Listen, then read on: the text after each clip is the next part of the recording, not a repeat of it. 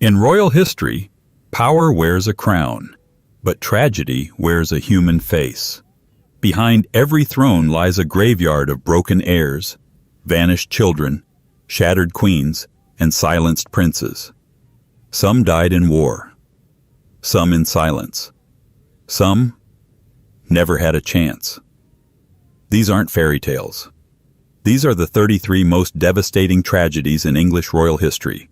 True stories soaked in bloodlines, betrayal, and unbearable grief. And the crown? It remembers them all, even if the world doesn't. Welcome to the shadows behind the throne. Let's begin.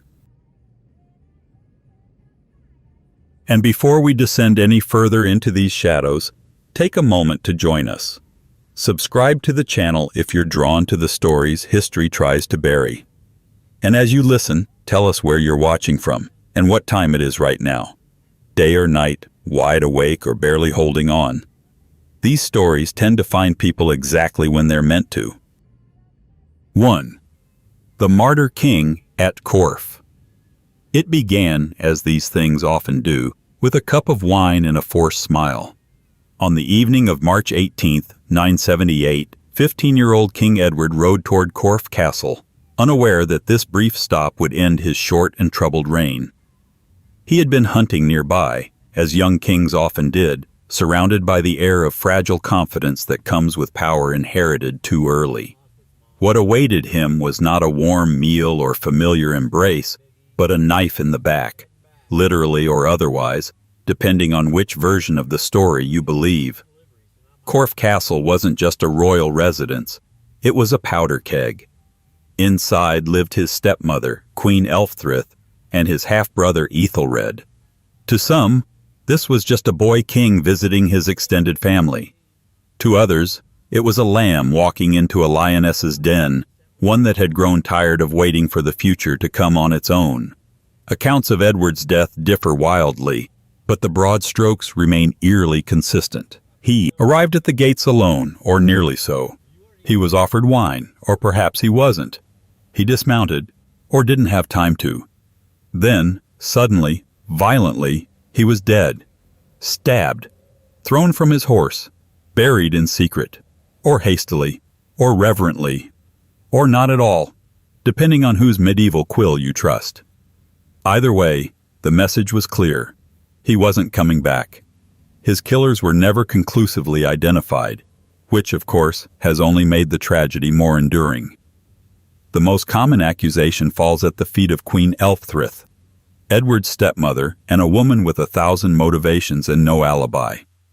She wanted the throne for her son Ethelred, who would go on to be known, unfortunately for everyone involved, as Ethelred the Unready.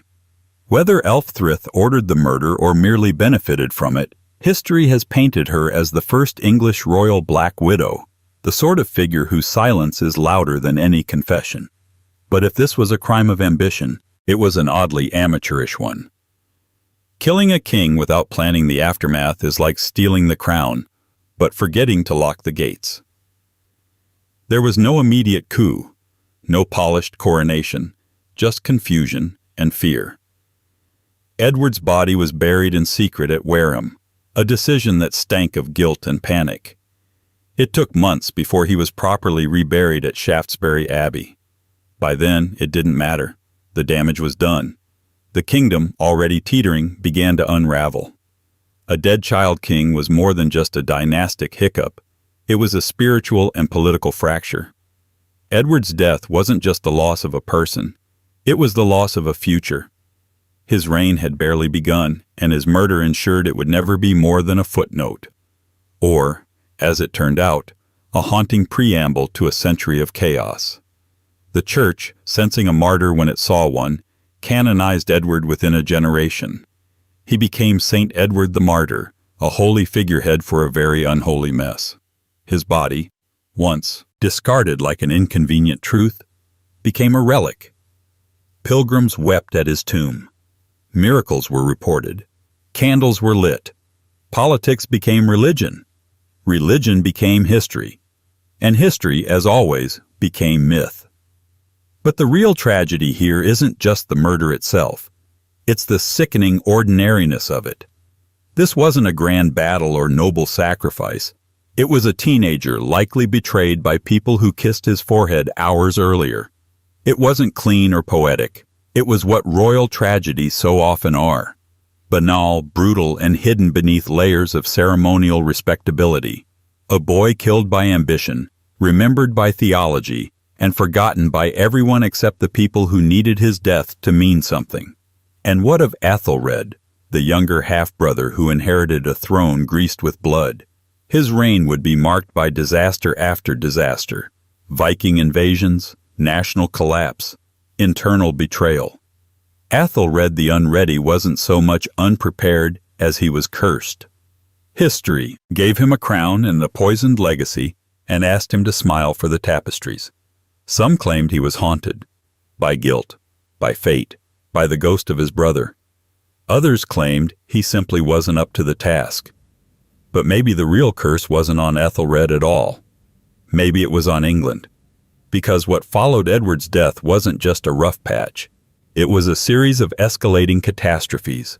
The royal house splintered, the nobility turned on each other, and Viking raids transformed from seasonal events to national emergencies. The monarchy lost its grip, not in a single moment, but in a long, choking silence that began the night Edward's blood hit the dirt at Corfe. And perhaps that's the true mark of this tragedy. It set the tone.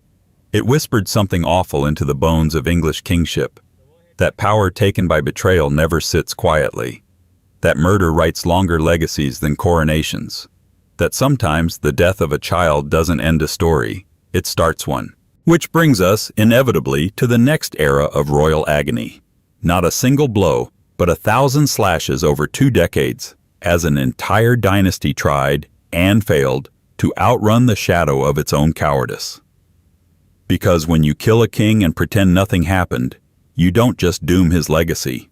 You invite in the kind of terror that doesn't knock first. And in the years that followed, the door blew off its hinges. 2. A dynasty in panic. The Danish Terror.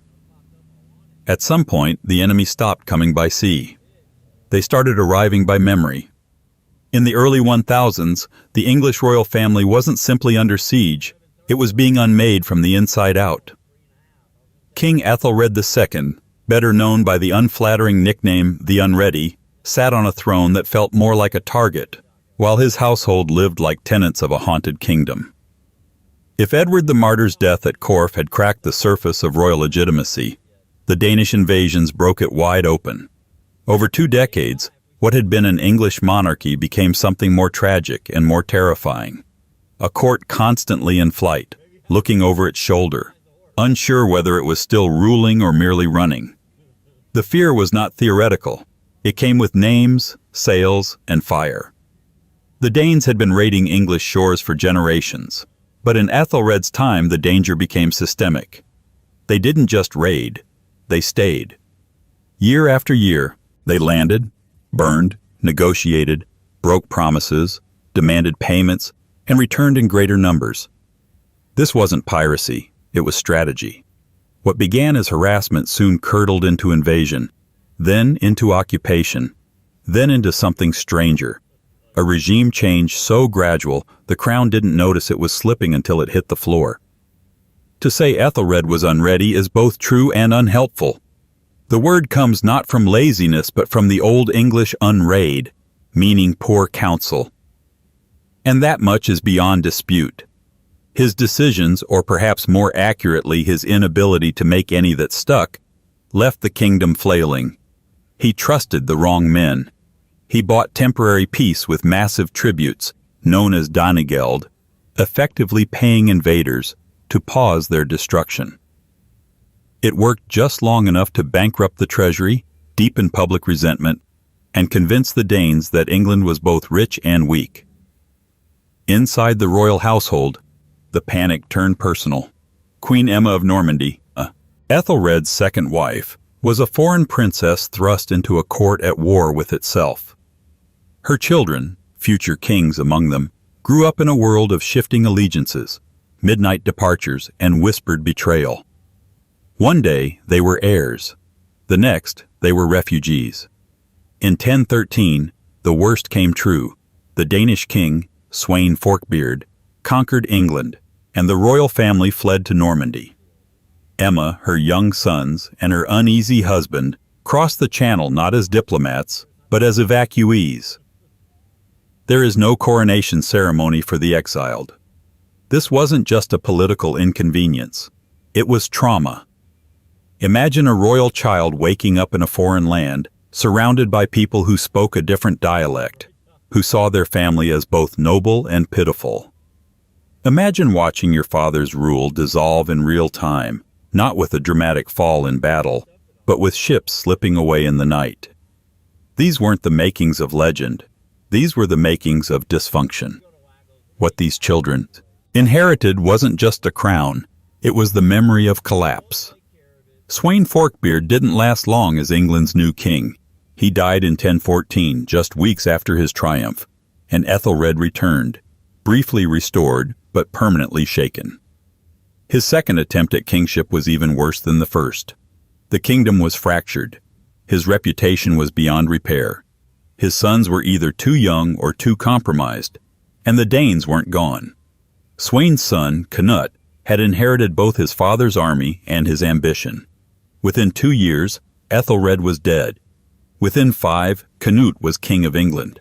And just like that, the English royal line was dethroned not by a single battle, but by a long, choking series of missteps, betrayals, and retreats. The monarchy had failed not only to defend the kingdom, it had failed to defend itself.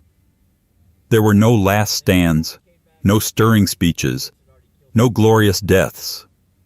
There was just silence. Then surrender. Then the crown being passed to a man who'd once been the enemy. But the strangest part of this saga isn't the fall, it's the return. After Canute's surprisingly effective reign, the English line clawed its way back into power through Emma of Normandy, the queen who'd lived through both the collapse and the comeback. Her son, Edward the Confessor, would eventually become king, a living ghost of a forgotten dynasty, a man raised in exile, ruling a land that barely remembered him. By then the damage had been done. The monarchy was more myth than institution. Authority had become negotiable. Kings were no longer divine. They were vulnerable. The memory of the Danish terror didn't just linger, it reshaped the monarchy's identity. From that point on, English royalty would always be looking over its shoulder, wondering which ship on the horizon was just a traitor, and which was a declaration of war. And for the English people, the trauma embedded itself deeper still. The royal family, once the symbol of national stability, had been revealed as fragile, fallible, and sometimes absent. The myth of the crown as unshakable had cracked. In its place came a more modern, more brutal reality. Kings could run, queens could weep, princes could become strangers in their own land, and the line between sovereign and fugitive was thinner than anyone had dared admit. But of course, history doesn't pause to let anyone recover. The return of the English dynasty would be short-lived, because just when the kingdom had finally stopped burning and the ships stopped arriving, a new threat emerged. This time not from over the sea, but from within the heart of the island itself. And it would come with a crown, and a banner, and a fatal arrow waiting in the wings. 2 tragedies in, and already the crown feels heavier, doesn't it? If you've made it this far, you're exactly the kind of person this channel is built for. So go ahead, subscribe now, and don't miss what's still to come. And while you're here, drop a comment. Where are you listening from? And what time is it in your part of the world? We like knowing who's out there in the dark with us. 3. The Last Stand of 1066. The wind was wrong that morning. That's what the old soldiers said later. The banners flapped stiffly. The ground was soft underfoot. The sky over Sussex was unnervingly clear, the kind of blue that makes you think foolishly that nothing could possibly go wrong. By sunset, the Anglo-Saxon world would be gone. October 14th, 1066. A hillside near the town of Hastings, a name now inseparable from catastrophe. On one side, King Harold II of England, the last crowned Saxon king, recently victorious over a Norwegian invasion in the north and marching south at breakneck speed. On the other side, Duke William of Normandy, freshly landed from across the Channel, claiming the English throne by what he called divine and dynastic right, armed with papal blessing and an army filled with ambition. It wasn't supposed to end in battle, not exactly, but then again, when does it ever not? Harold's claim to the throne had never been entirely secure. He was crowned on the same day King Edward the Confessor was buried. An efficient, if suspiciously hasty move. The Witenagemot, England's Council of Nobles, had elected Harold king. But Duke William claimed Edward had promised the crown to him instead, and that Harold had even sworn fealty to him during an earlier visit to Normandy. Promises, oaths, shifting loyalties.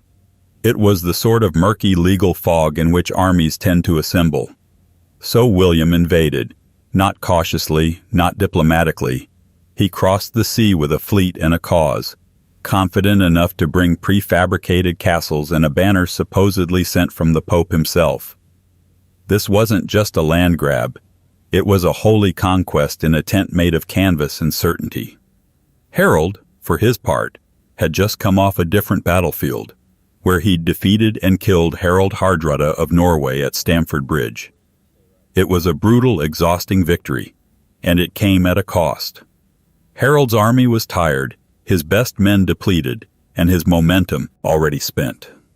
But time was not a luxury he had. William was burning his way across the south, and a crown doesn't defend itself. The Battle of Hastings was long, brutal in effect, though historians caution us not to imagine medieval warfare as non-stop cinematic violence. It was grueling, uncertain, and filled with moments that blurred together in the minds of survivors. Harold held the high ground with his housecarls and fyrd, seasoned troops and levied farmers alike, forming a shield wall said to be nearly impenetrable. For hours the Normans couldn't break it. Then something happened. A moment, whether by accident or strategy, when Norman forces feigned retreat and the English broke ranks to pursue. The shield wall collapsed, and with it, the last solid line between England as it was and England as it would become. Harold died, that much is certain. How is not? The famous story, immortalized in the Bayeux Tapestry, shows him struck in the eye by an arrow. Others say he was cut down in the melee, dismembered so severely that his body had to be identified by markings known only to his mistress. The truth is likely lost to the mud and noise of that October day. What matters is that he died with the crown on his head, surrounded by the bodies of his loyal men, on a hill that would be renamed Battle in his honor, or perhaps his mockery. And with his death, something ancient died too. This wasn't just a military defeat. It was the collapse of a world order that had ruled for centuries. The Anglo-Saxon aristocracy would be almost entirely replaced in a generation. Lands were redistributed. Language began to shift. The court became foreign overnight. The names of power changed. The legal codes warped. Even the architecture grew new bones. Castles, fortresses, stone cathedrals rising where wooden halls once stood. For the royal family, it was dispossession on an existential scale. Harold's sons fled, attempting half-hearted rebellions from Ireland. Edward the Exile, a forgotten branch of the royal line, was invited back from Hungary, only to die shortly after returning. His young son Edgar Atheling was briefly declared king by the Witenagemot after Hastings, but never crowned. He submitted to William within months. The old bloodlines became footnotes. The royal house of England had been uprooted, pruned, and replanted with Norman roots. And the people? They adapted as people do, but not without scars. The Domesday Book, compiled under William's orders, reads like a cold audit of a conquered land. Who owns what, who lost what changed hands, and who would never see their holdings again. It's clinical, exhaustive, and quietly devastating. It is, in essence, the kingdom's obituary. Harold, once a competent noble, became a symbol, not of heroism exactly, but of something rarer, legitimacy undone by ambition. He wasn't a revolutionary or a martyr. He was a man doing his job, fighting for his claim, and losing everything in the process. His fall didn't inspire poems. It simply closed a chapter. And William? He became the conqueror, not the usurper, not the invader. History has a way of favoring the victors. His descendants would sit on England's throne for centuries, and their conflicts would shape the next millennium. But the cost of that dynasty was steep, and its foundation was built on the bodies of men who thought their king could hold the hill. But of course, holding the hill is never the point. The point is what comes next. And what came next wasn't peace. It wasn't even stability. It was another royal corpse, this time in the forest. An arrow again, perhaps poetic, perhaps staged. The crown had changed hands, but fate hadn't changed aim. 4. The Red King's sudden end. August 2nd, 1100. A bright day in the New Forest. Too bright, perhaps. That kind of cruel, golden light that makes disasters feel ironic.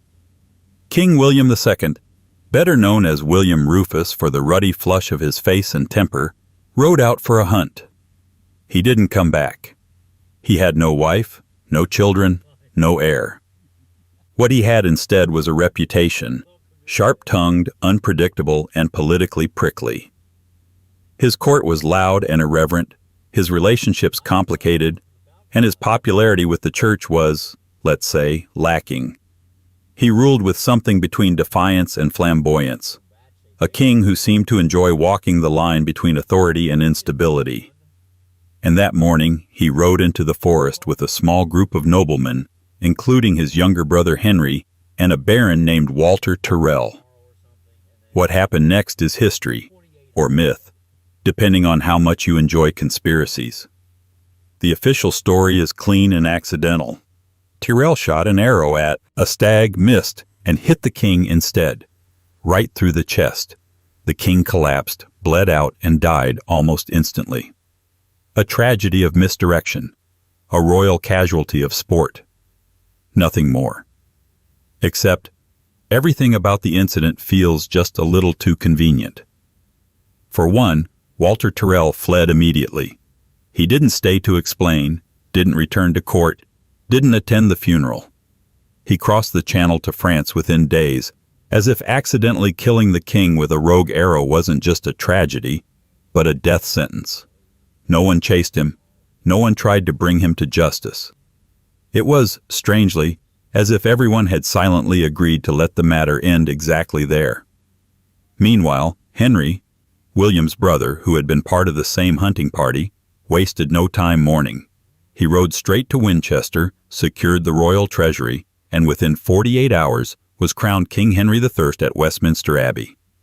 Speed, in this case, was the better part of ambition. Was it a plot? The chroniclers of the time whispered as much, even if they couldn't or wouldn't say it outright. Some suggested divine judgment. William had made enemies, especially in the church. His taxation of ecclesiastical lands, his defiance of clerical reforms, and his habit of mocking religious ceremony made him few friends in the cassock crowd. When he died, some monks openly celebrated, calling it God's punishment. Convenient theology. Convenient timing. Others pointed to internal politics. William had held England through brute force and brutal taxation. His barons feared him more than they loved him, and his royal family saw him as an obstacle, not an institution. In that context, a hunting accident starts to look more like a royal reset button. But we must resist the urge to turn every suspicious death into a neatly plotted crime. The forest is dangerous. Arrows fly wide. Accidents happen. And perhaps the real tragedy here isn't whether William was murdered. Perhaps it's what his death symbolized. That kingship in England, less than 35 years after the Norman conquest, was still terrifyingly fragile. There was no grand funeral, William's body was taken to Winchester Cathedral, reportedly leaking blood from the cart along the way, a detail that medieval chroniclers, never ones to miss a metaphor, recorded with unrestrained glee. The man who had ruled with such flamboyant force was buried with little ceremony, his death a quiet punctuation mark on a reign that had roared. And Henry? He ruled effectively for 35 years, outliving most of his enemies and dying in his bed, something few Norman kings managed. His swift coronation following William's death was either the most efficient political maneuver in medieval history or one of the most suspicious. Either way, the throne was his, and England marched forward. But for all that, the mystery of William Rufus lingers.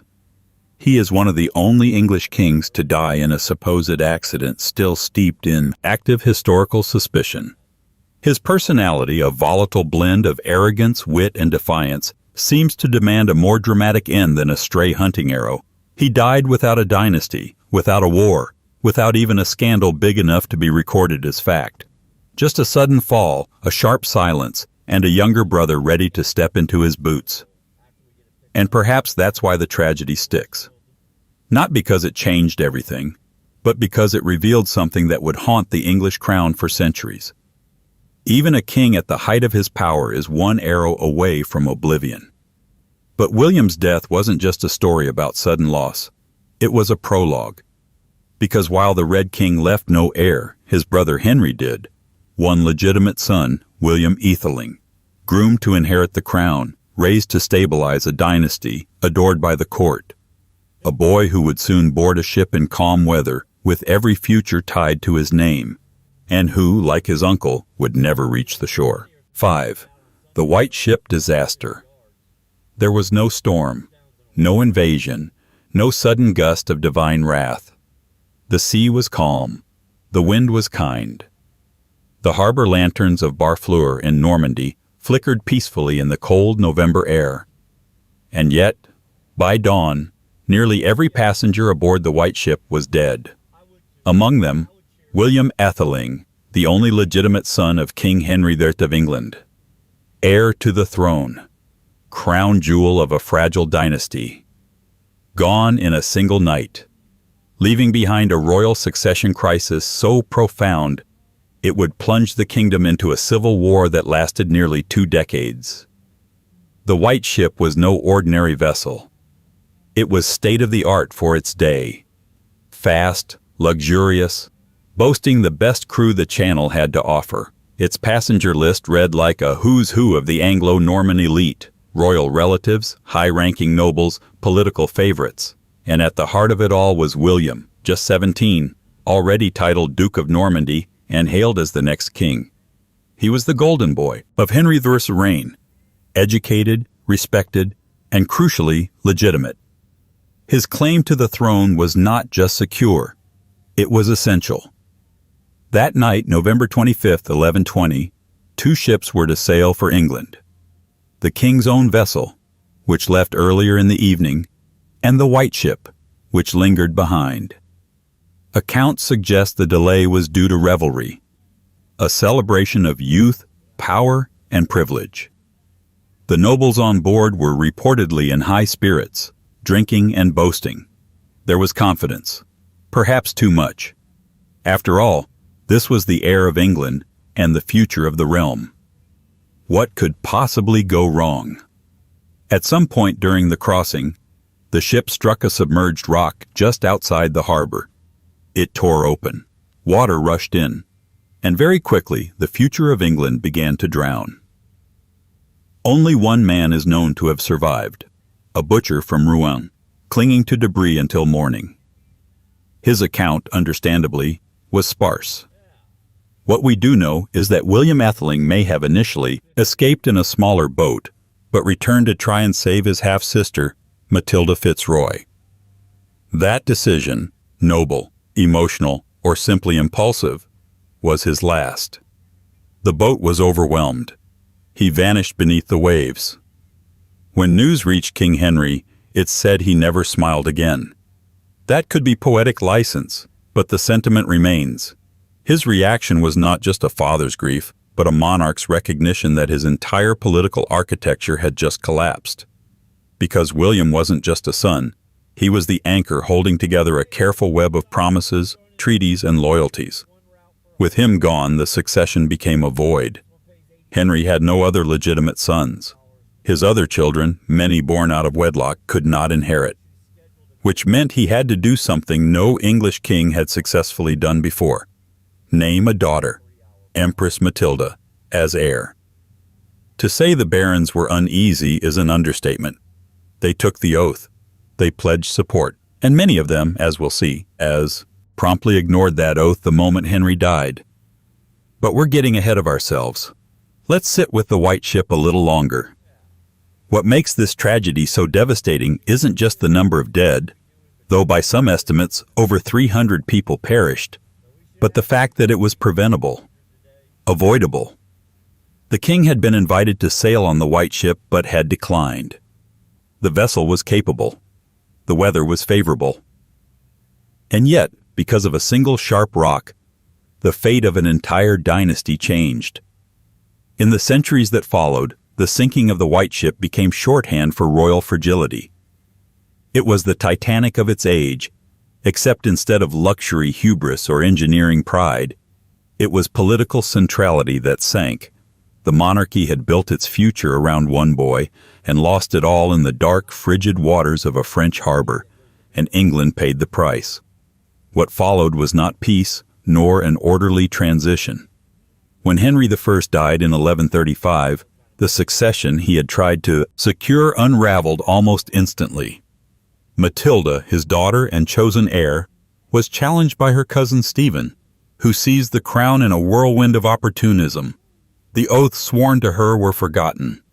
The kingdom split. What had been a centralized monarchy became a battlefield. But the seeds of that chaos had been planted years earlier, on a ship that never reached the coast. Because when the future drowns, the past doesn't mourn. It sharpens its knives. And with those knives drawn, England would enter one of the most turbulent periods in its history. A civil war that turned cousins into enemies, and the crown into a prize won not by inheritance, but by siege. 6. The anarchy. A mother, a cousin, and a kingdom unraveling. The chroniclers gave it a name that sounds like a medieval rock band or a badly titled sermon: the anarchy. But for 20 years in 12th century England, it wasn't chaos in the poetic sense. It was the real thing.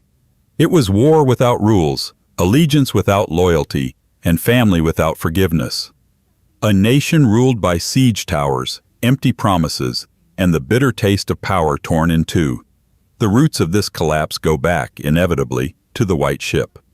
When William Etheling drowned in 1120, King Henry I's succession plan went with him. All that remained was his daughter, Empress Matilda, widowed from the Holy Roman Emperor and remarried to Geoffrey of Anjou, a man as unpopular in Norman circles as an unpaid tax. Still, she was Henry's legitimate heir, and he spent the rest of his reign trying to make the barons accept it. In 1127, he made them swear an oath of loyalty to her. In 1131, he did it again, and in 1135, when he died, they ignored it completely. Stephen of Blois, Henry's nephew, Matilda's cousin, was quick, dangerously quick. He rode to London, secured the support of the church, convinced enough nobles to back him, and was crowned king with barely a pause for mourning. It was, in form, a coup, in tone, a polite mutiny, and in practice, the opening act of 2 decades of bloodless titles and bloody fields. Matilda did not take the usurpation lightly. She had the legal claim, the royal blood, and, crucially, the grudge. But it wasn't just about birthright. It was about what England feared. A woman ruler, no matter how capable or qualified, still seemed unnatural to many barons. Matilda was proud, sharp-tongued, and unwilling to play the meek monarch. She didn't want to borrow power. She wanted to own it. And so the kingdom split. What followed wasn't a clean civil war, but a slow-motion collapse. Barons played both sides. Castles became private fiefdoms. Towns changed hands, more often than relics at a shrine. Allegiances were transactional. Truces were jokes.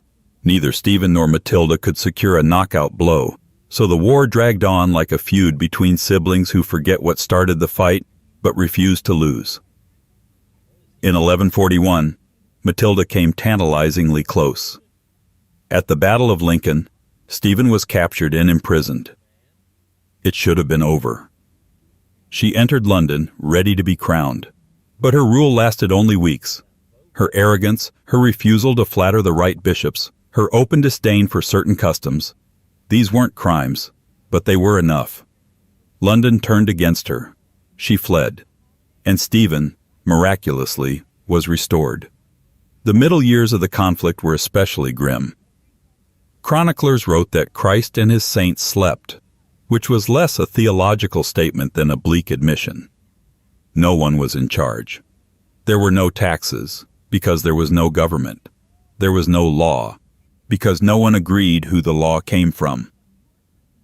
And for the common people, there was no safety, only the scraping sound of hooves, the smoke of another manor torched by passing soldiers, and the constant echoing question, who actually rules this country?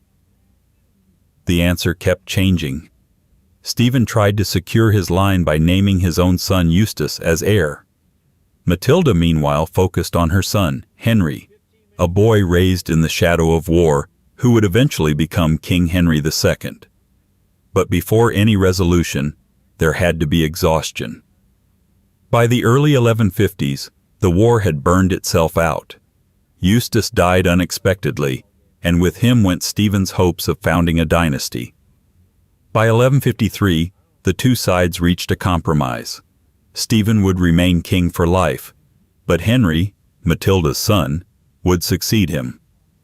Stephen died a year later. The war ended not with a bang, but a shuffle of paperwork and a silent exhale. Henry II took the throne in 1154 and spent the rest of his reign trying to stitch the kingdom back together, one grant and lawsuit at a time. But the damage ran deeper than castles and coinage. The anarchy had left behind a kingdom where loyalty was temporary, oaths were conditional, and the crown was something to be taken, not inherited.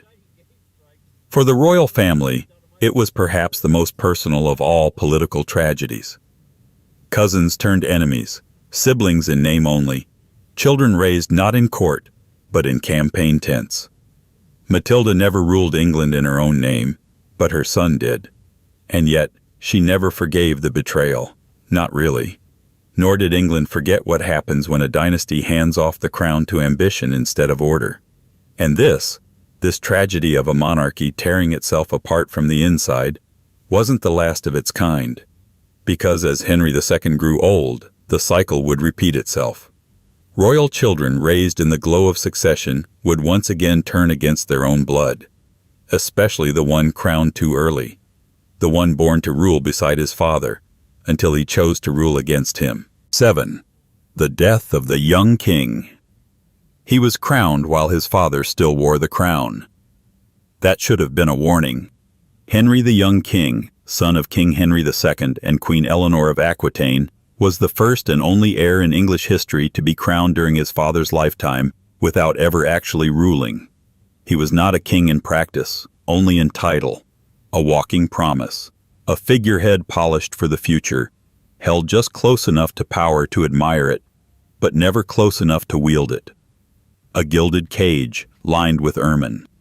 Born in 1155, he was the embodiment of dynastic ambition. The Plantagenet dynasty, built on Angevin aggression and Aquitanian gold, was consolidating more land than any English crown had ever dreamed of. By the age of 15, Henry the young king had been ceremonially crowned and married to Marguerite of France. Politics and pageantry all rolled into one glittering show of future unity. He was charming, athletic, generous, and widely adored by the court. Chroniclers praised his smile, his grace, his effortless popularity. But adoration has never been a substitute for agency. The boy wore a crown but held no scepter. His father, King Henry II, famously competent and famously controlling, had no intention of handing over real power. The young king had no lands of his own, no revenues, no court that was truly his. He was a symbol with no substance, a shadow of succession cast too early. And eventually, symbols grow tired of being ornamental. By 1173, frustration turned into rebellion. It was the first of several revolts that would come to define the twilight years of Henry II's reign, and it came from within. The young king, alongside his equally ambitious brothers Richard, later the Lionheart, and Geoffrey, raised arms against their father. The family at this point was less a dynasty and more a medieval soap opera, complete with betrayals, sieges, shifting alliances, and a queen, Eleanor, who ended up imprisoned by her own husband for allegedly encouraging their sons to rise against him. The rebellion failed, but the damage was done. Trust in the royal household shattered like glass, and the image of a noble young heir was replaced by that of a frustrated, grasping son. Henry the young king returned to his father's court, outwardly reconciled, inwardly diminished.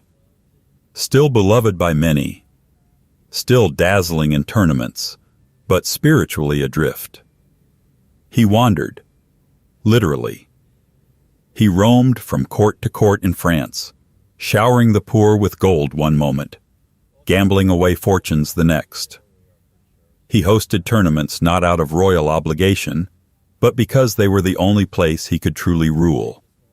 On horseback, under armor, before crowds that cheered without remembering who held the actual crown. He spent extravagantly. He built a reputation. But what he never built was a kingdom of his own.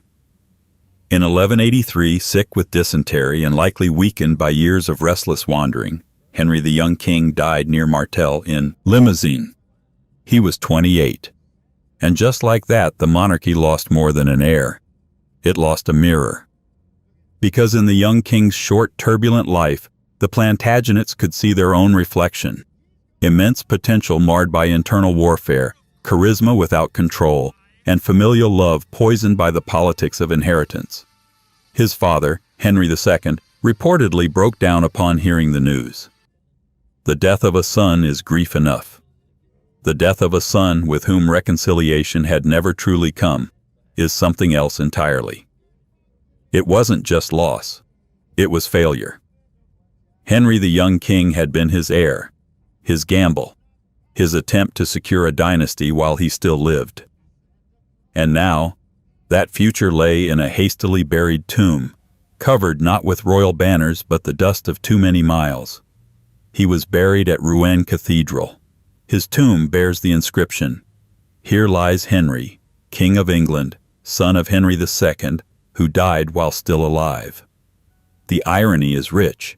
He had been crowned but never ruled, named king but never obeyed, alive in name but politically dead. The tragedy of Henry the young king is not one of villainy or victimhood. It is a slow erosion. A boy born into extraordinary expectation, trained for greatness, but given no real tools to reach it. A king in limbo. And the courtly glow around him made the fall all the more painful. His death was not scandalous, not criminal, not mysterious. It was simply untimely.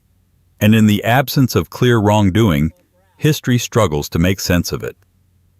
But perhaps that is what makes it so devastating, because it was quiet, personal, and unfinished. And for the Plantagenets, it was a lesson they didn't learn. The next son in line, Richard, would inherit more than just the crown. He would inherit a family that still hadn't figured out how to keep power from devouring itself. And he'd carry that crown far from home, into siege after siege, until a crossbow bolt found him before his kingdom ever really did. 8. Richard I, a lion heart far from home. He was the kind of king that ballads love and bureaucrats hate. Tall, golden-haired, with a sword always in reach and a warhorse never far behind, Richard I, known forever as the Lionheart, was everything a medieval monarch was supposed to be, except, perhaps, a ruler. That part? He had little interest in. For nearly the entirety of his 10-year reign, Richard wasn't in England. His crown might as well have been made of mist. Born in 1157 as the third legitimate son of King Henry II and Queen Eleanor of Aquitaine, Richard was never supposed to wear the crown.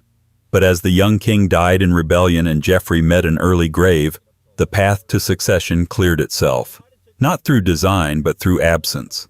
And Richard stepped into the role with all the calm swagger of a man born for battle, not for governance.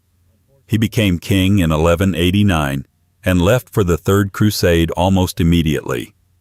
England, freshly taxed and ceremonially humbled, waved its new monarch goodbye. His departure wasn't a quiet one. He emptied the treasury, imposed new levies, and reportedly declared he'd sell London itself if he could find a buyer. He treated the kingdom like a launch pad for something greater: Jerusalem, glory, and the redemption of Christendom. In the stories that followed, he was cast as the perfect Christian knight, battling Saladin in chivalrous duels, praying between skirmishes, and sparing civilians with a noble heart. Reality, as usual, had sharper edges. The crusade didn't go as planned. Richard never retook Jerusalem. His military brilliance was matched by political short-sightedness, and though he won several key engagements, the larger goal remained elusive. Then, on his return journey in 1192, he was captured. Ironically, not by a Muslim army, but by Leopold of Austria, a Christian ally with a long memory and short temper. Richard had insulted him during the campaign. Now, he was a bargaining chip. The English crown paid a staggering ransom: 150,000 marks, roughly triple the annual income of the kingdom. It drained royal coffers and taxed the people heavily, all for a king who had spent more time fighting abroad than ruling at home. His brother John, meanwhile, had already begun scheming in his absence, and his mother Eleanor scrambled to keep the crown from slipping into chaos.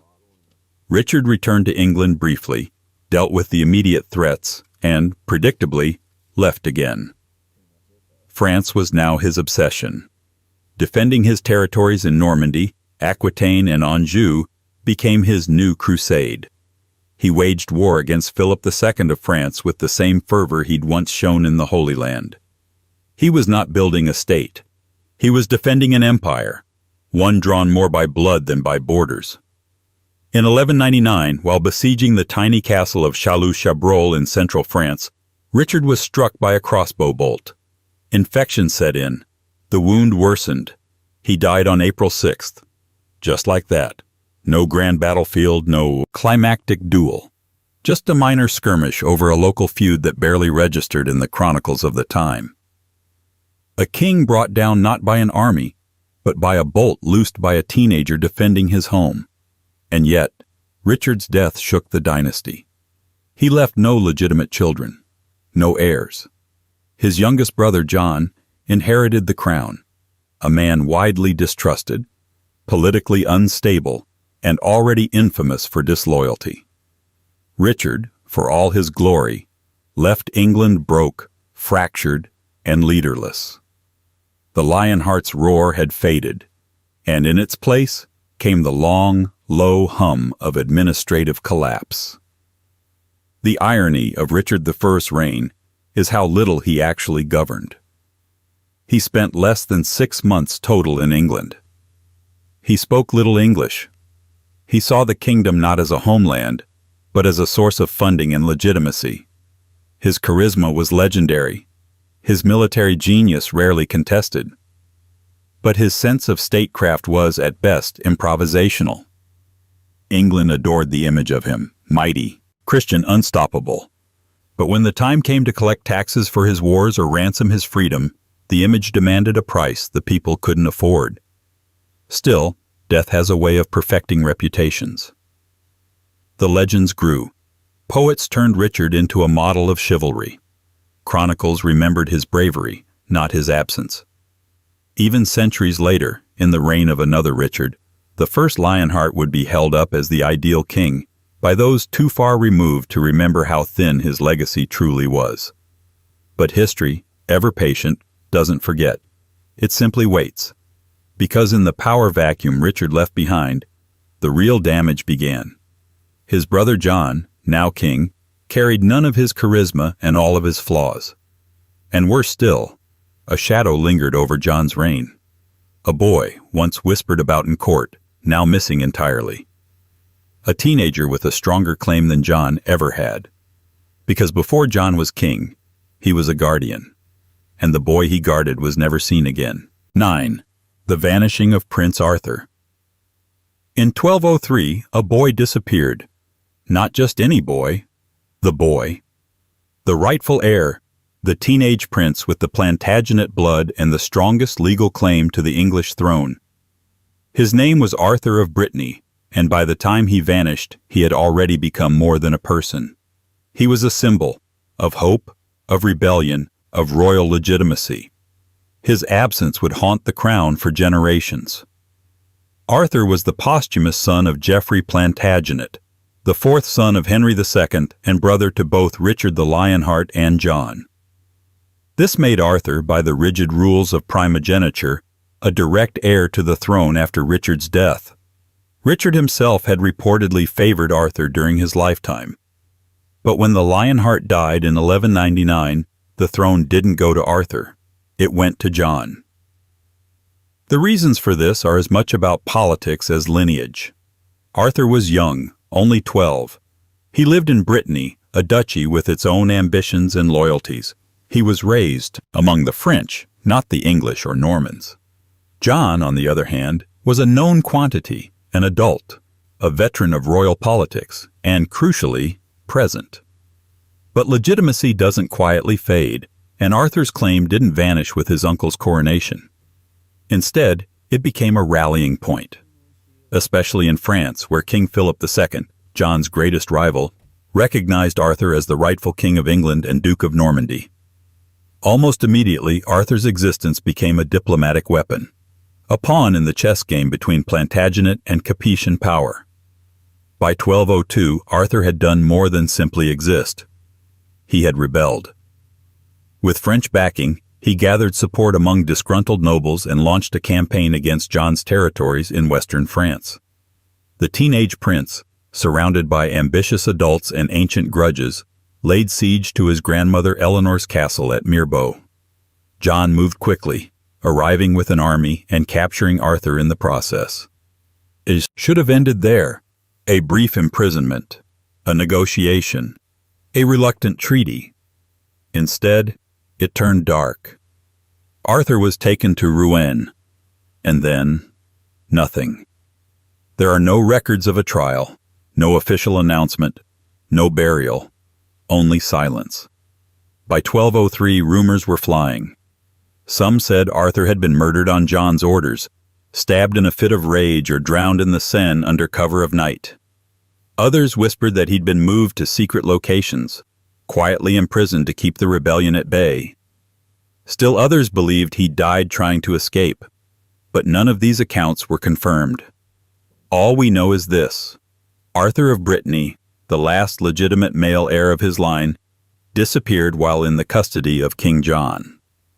The political consequences were swift and catastrophic. Nobles across Normandy, appalled by the treatment of a royal child, began abandoning John. In their eyes, it wasn't just a murder. It was a betrayal of the sacred order of succession, the ultimate sin of monarchy, destroying your own bloodline for the sake of power.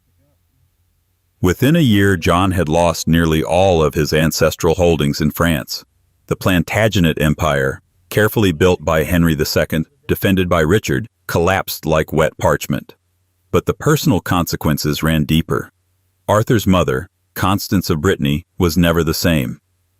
Her son's fate became a ghost that followed her until her own death a few months later. The court of Philip II of France turned Arthur into a martyr, a cause, a justification for war and retaliation. Meanwhile, John's reputation began its long descent into infamy. He was already known for cruelty, but now he was feared for his unpredictability. This wasn't just a king who taxed harshly. This was a king who might erase his enemies, even if they were family. And the English people? They remembered.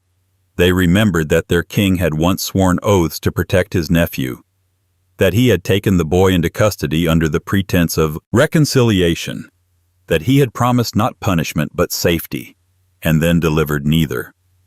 The disappearance of Prince Arthur wasn't merely a mystery, it was a wound. It exposed the deep fragility of royal justice, the thin veil between legitimacy and brute force, and it marked a turning point. From this moment on, John's reign spiraled.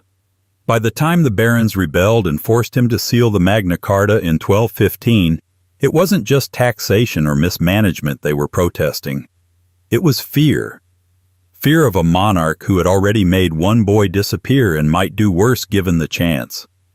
The Plantagenets would recover the throne, but they would never recover their innocence. Arthur's fate hung in the air for years, unspoken and unresolved. No body, no tomb, no peace. And the next great royal tragedy?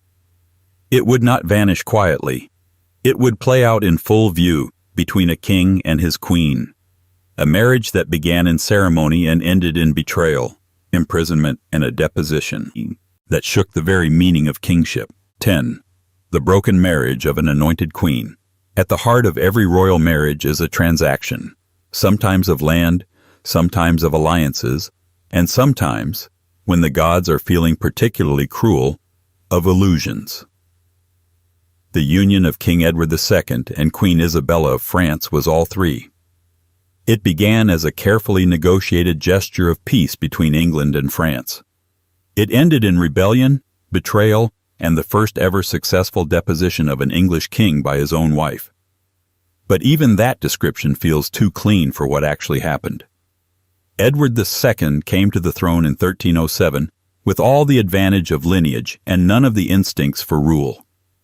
He was the son of Edward I, Hammer of the Scots, legendary military leader, and one of England's most imposing monarchs. His son, by contrast, preferred music to military drills and farming to conquest. Where his father had been a general, Edward II was more of a gentle landlord. That might have been fine in another world, in another century. But England, then and always, expected its kings to wear their crown like armor. At first, Edward's marriage to Isabella of France seemed politically brilliant. She was the daughter of Philip IV, known as Philip the Fair, and her bloodline promised a fragile truce in the never-ending Anglo-French rivalry. She was 12 when they married, Edward 23. This too was normal for the time.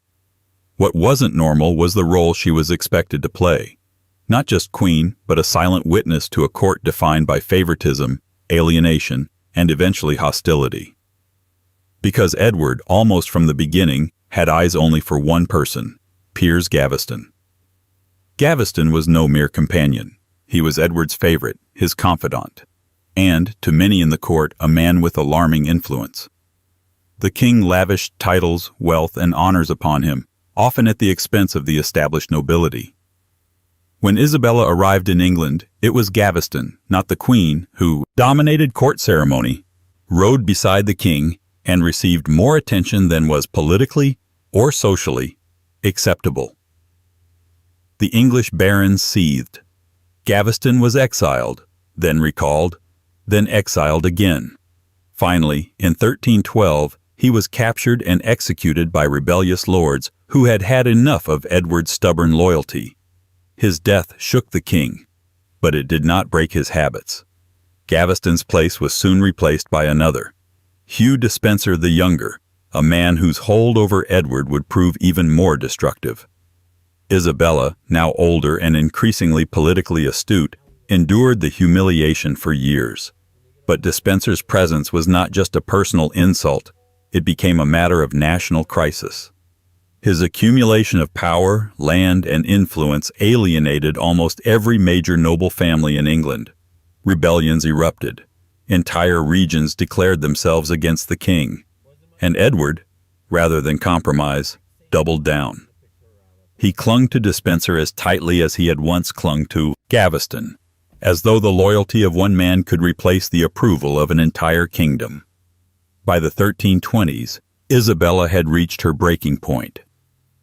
Sent on a diplomatic mission to France in 1325, she did something no English queen had done before. She stayed, refused to return, and then, in an even bolder move, she formed an alliance with Roger Mortimer, an exiled English nobleman with his own scores to settle. What began as a courtship of convenience became a political pact. Together, Isabella and Mortimer raised an army, returned to England in 1326, and began a campaign not just to depose Despenser, but Edward himself. The invasion was shockingly successful. Despenser was captured and executed. Edward fled, was caught, and was eventually forced to abdicate in favor of his son, Edward III, then just a teenager. It was a bloodless coup in form, but a brutal reordering of power in practice. Edward II was imprisoned, humiliated, and, by 1327, dead under mysterious circumstances. The exact cause remains debated to this day. What matters more is what it represented. For the first time in English history, a reigning king had been removed by a combination of internal rebellion and his own queen. Isabella, briefly, ruled as regent for her young son. But power, once taken, proves difficult to share. Within a few years, Edward III staged his own coup, removing Mortimer from influence and executing him for treason. Isabella was spared, allowed to live out her life in comfort, but she never held power again. What makes this tragedy so devastating isn't just the fall of Edward II, it's the corrosion of every role. The king who wasn't strong enough to lead, the queen forced to become a traitor, the marriage that turned from alliance to rivalry, and the son caught between them, watching as the very institution he would inherit was reshaped by betrayal and survival. England had crowned Edward II as king, husband, and protector. He died as none of these. And what followed, under the rule of his son, would try to restore royal honor, but even that would soon be tested, because Edward III would pass his throne to a child, and that child, beloved and admired, would never wear the crown. 11. The Black Prince's early death. Edward of Woodstock should have been king. He was the eldest son of King Edward III and Queen Philippa of Hainault, born in 1330 to a monarchy that was finally, after years of instability and scandal, beginning to recover its footing. A golden child for a golden age, England's military fortunes had turned under Edward III, and his son, the Black Prince, seemed destined to inherit not just a crown, but a kingdom proud of itself again.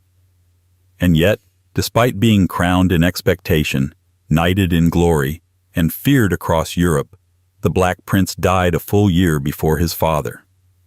The throne he'd been raised to rule never came into his hands. Instead, it passed to his 10-year-old son.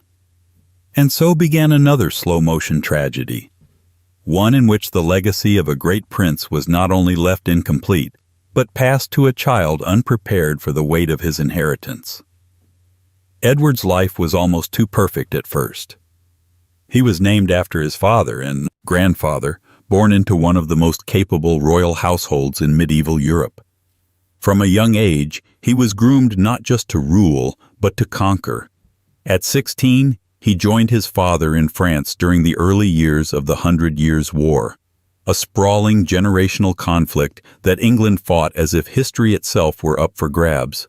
There, at the Battle of Crécy in 1346, he led troops into one of England's most decisive victories, earning the kind of battlefield acclaim that kings spend careers chasing. Later, in 1356, he achieved an even greater military triumph at the Battle of Poitiers, where he captured the French king himself. That moment, when a teenage English prince led his army to outmaneuver and overpower the most powerful monarch on the continent, made him a legend before he was 30. He was crowned Prince of Wales, styled Duke of Cornwall, and hailed across England as the future of the crown and the honor of the realm. His military reputation was not just respected, it was feared. The French called him Le Prince Noir, the Black Prince, perhaps because of the color of his armor, or perhaps because of the shadow he cast across the continent. The name stuck, and history embraced it. But beneath the heroics, something darker was already setting in. Edward began to suffer from chronic illness. Perhaps dysentery, perhaps something more systemic. Historians still debate it. What matters is that it never truly left him. By the 1370s, the prince who had once charged across French fields at the head of an army was struggling to walk. He returned from campaigns exhausted, weakened, often needing months to recover. The turning point came during his tenure as Prince of Aquitaine, a region of France under English control. There, in 1370, he launched a brutal campaign to suppress rebellion. Though militarily successful, the effort left him physically wrecked. The death of his eldest son shortly afterward only deepened his decline. He returned to England in 1371 visibly diminished. The court took notice, so did the country. And yet, through it all, he remained the heir. Edward III, though aging, was still alive. The Black Prince continued to attend council meetings, still offered advice to Parliament, and still bore the expectations of a crown he would never wear. In 1376, at age 45, Edward died at Westminster Palace, just 1 year before his father. He requested a modest funeral. He asked to be buried not beside his father, but at Canterbury Cathedral, near the shrine of St. Thomas Becket. His tomb remains there still, his armor hung above it, slowly rusting in the silence. The immediate tragedy was clear. England had lost its most accomplished prince, a man who had proven he could lead armies, inspire loyalty, and hold a realm together. But the long-term consequences were worse. Because when Edward III died in 1377, the crown passed not to a seasoned war hero, but to a child, Richard II, the 10-year-old son of the Black Prince. A boy born into dynastic greatness, raised amid whispering courtiers and ambitious uncles. A boy who would one day be deposed, imprisoned, and likely murdered. And so, Edward of Woodstock became not just the prince who never became king, but the hinge on which an entire generation's fortunes swung. His life is remembered in banners and statues, his name spoken with reverence. But it is the hole he left behind that shaped history most deeply. The Black Prince died too early to rule, but just late enough to leave a void that no one else could fill. And into that void stepped a child king, crowned too soon, shadowed by a father he couldn't match, and trapped in a tower that had already claimed too many royal sons. 12. Princes in the Tower. It begins with two boys and ends with a silence that echoes still. In the summer of 1483, the two sons of King Edward IV, 12-year-old Edward V and 9-year-old Richard, Duke of York, entered the Tower of London. At the time, it wasn't unusual. The Tower was both fortress and royal residence. Kings and heirs stayed there before coronations. Guards stood watch not just for protection, but to honor the sacred transition of power.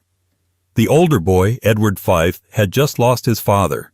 He was awaiting his own coronation. The younger boy followed as a matter of custom, a younger brother stepping into a ritual older than both of them. They were never seen again.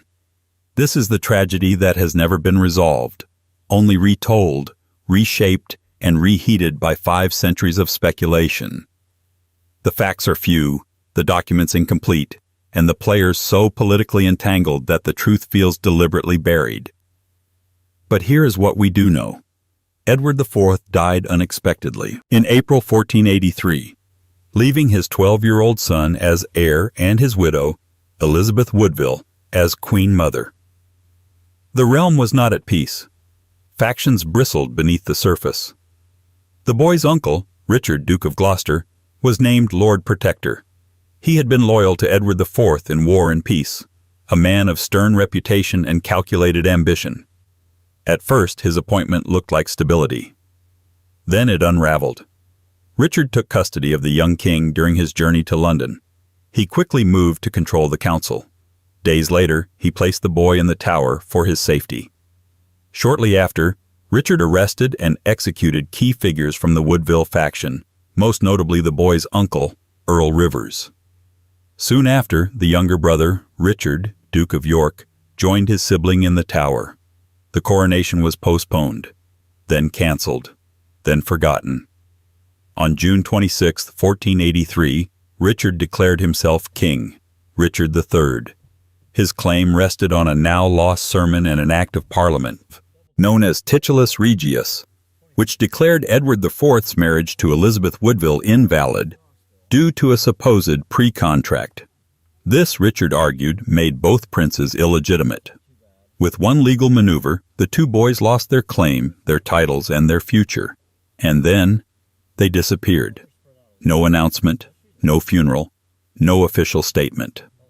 Chroniclers fell silent. Rumors bloomed like rot. Some claimed they were smothered in their sleep. Others said they were poisoned. Some believed they were separated and hidden, living out their lives in anonymity. But as the months passed, hope drained. The boys were gone, and the tower had swallowed them.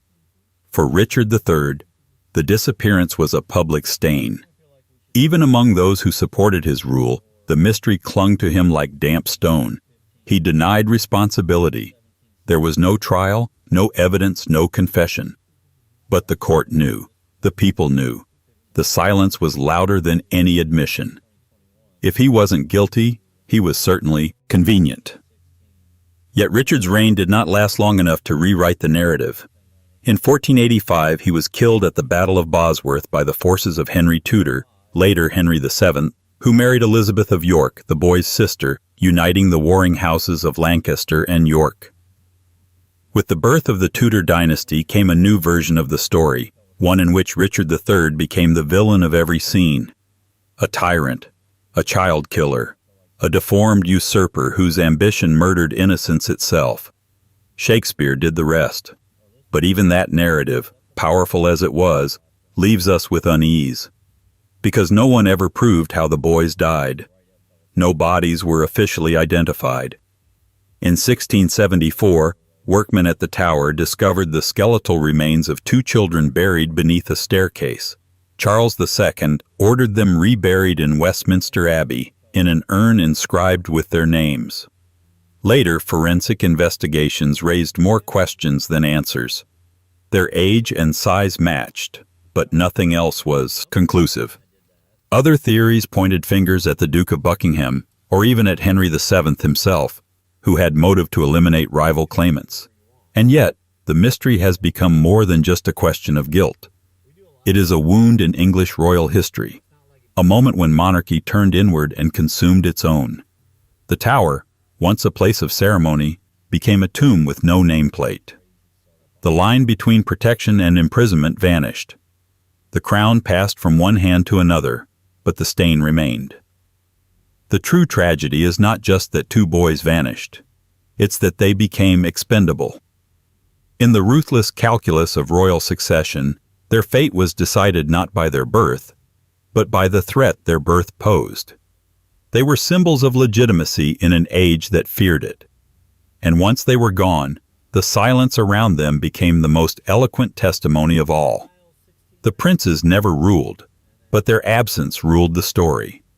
And yet, they were not the only ones to fall, because their mother, Elizabeth Woodville, queen, widow, and mother to vanished sons, was still very much alive, and about to lose everything all over again. 13.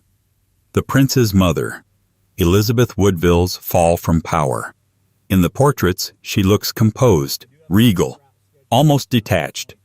But no face in English royal history hides more loss than that of Elizabeth Woodville, the commoner queen who became the center of a dynastic firestorm and watched her world vanish one piece at a time. Her life began in quiet gentry privilege, rose to the heights of queen consort, and ended in monastic seclusion, politically erased by the very house she had helped to create. She is remembered, most often, as the mother of the princes in the Tower. But the disappearance of her sons was only the midpoint of her tragedy. The fall that followed was slower, quieter, and, arguably, more devastating. Because, unlike them, she had to live through it. Elizabeth was never meant to be queen. Born around 1437 to Sir Richard Woodville and Jacquetta of Luxembourg, she was noble, but not royal. Her first marriage to Sir John Grey aligned her with the Lancastrians. During the Wars of the Roses, a conflict where loyalty aged faster than wine and alliances broke more easily than promises. When John died at the Second Battle of St. Albans, Elizabeth was left a widowed mother with 2 sons and little political security. And then she caught the eye of King Edward IV. Their marriage in 1464 was sudden and secret, reportedly conducted without the knowledge or permission of Edward's council. It was a scandal. A king marrying a widow, a commoner, and worse, a Lancastrian widow. The nobility, especially Edward's powerful cousin, the Earl of Warwick, was appalled. But Edward, ever independent and impulsive, defended the marriage. Elizabeth was crowned queen in 1465. It should have been a fairy tale. It wasn't. The Woodville family was elevated overnight, and the backlash was immediate. Her relatives received lands, titles, and advantageous marriages. To the old guard of Plantagenet power, they were upstarts, greedy, ambitious, and dangerously influential. The court split. Warwick rebelled. Civil war returned. Elizabeth endured, mostly by staying out of sight. She gave birth to multiple children, including Edward, the future Edward V, and sought stability in a world defined by betrayal. When Edward IV was briefly deposed in 1470, she sought sanctuary at Westminster Abbey, giving birth to her youngest son, Richard, behind its sacred walls. The symbolism was hard to ignore, the queen hiding from her kingdom, bringing forth a prince in secret while his father fought for a throne he had already lost once. But Edward IV won back the crown. He returned in triumph, crushed his enemies, and resumed his rule. For a while, peace held. The Woodvilles regained their footing. The family looked secure. Then, in April 1483, Edward IV died unexpectedly, and Elizabeth's life unraveled in days. Her eldest son, now Edward V, was only 12. As Queen Mother, Elizabeth expected to serve as regent, or at least to guide the council, but the king's brother Richard, Duke of Gloucester, had other plans. He intercepted Edward V en route to London, placed him in the Tower for his protection, and began dismantling the Woodville faction with ruthless speed. Elizabeth, sensing danger, fled once more to sanctuary in Westminster, this time with her youngest children. It was not her first retreat, but it would be her most bitter. Within weeks, her brother was executed. Her son's coronation was postponed, then canceled. Then Richard declared her marriage invalid, on the grounds that Edward IV had been pre-contracted to another woman. Her children were declared illegitimate. Her sons disappeared. And suddenly, Elizabeth Woodville was no longer Queen Mother. She was a political liability with no husband, no power, and, possibly, no sons. Her alliance with Richard III was a forced and tragic one. She was pressured to leave sanctuary to allow her remaining daughters to rejoin the royal fold. In exchange, Richard promised their safety and even arranged advantageous marriages. But trust, by then, was a memory. When Henry Tudor invaded in 1485 and defeated Richard at Bosworth, Elizabeth saw an opportunity for restitution. Her daughter, Elizabeth of York, married the new king, uniting the warring houses of York and Lancaster. It was the culmination of decades of struggle.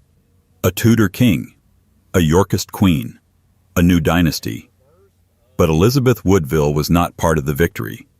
Within a year, she was sent to Bermondsey Abbey, officially to retire from public life, unofficially to disappear. She was given a pension and visited by family, but she never returned to court. No accusations were made, no trials, just quiet exile. She died in 1492, buried next to Edward IV in St. George's Chapel at Windsor. No grand procession, no royal state funeral, just a quiet end to a life that had once dominated English politics. Her legacy remains uncertain. Was she an ambitious matriarch, elevating her family at the cost of national unity? Or was she a survivor, maneuvering through a game where the rules changed every day and the cost of losing was your children? Perhaps both. But either way, she lived through the disappearance of her sons, the downfall of her family, and the rise of a new royal order she had helped shape, but would never fully belong to. And as England settled into Tudor rule, it would not be long before tragedy visited again. Another young prince, another royal heir. And this time, the loss wouldn't just break a family. It would change the course of the Reformation. 14. The lost Tudor heir, Prince Arthur.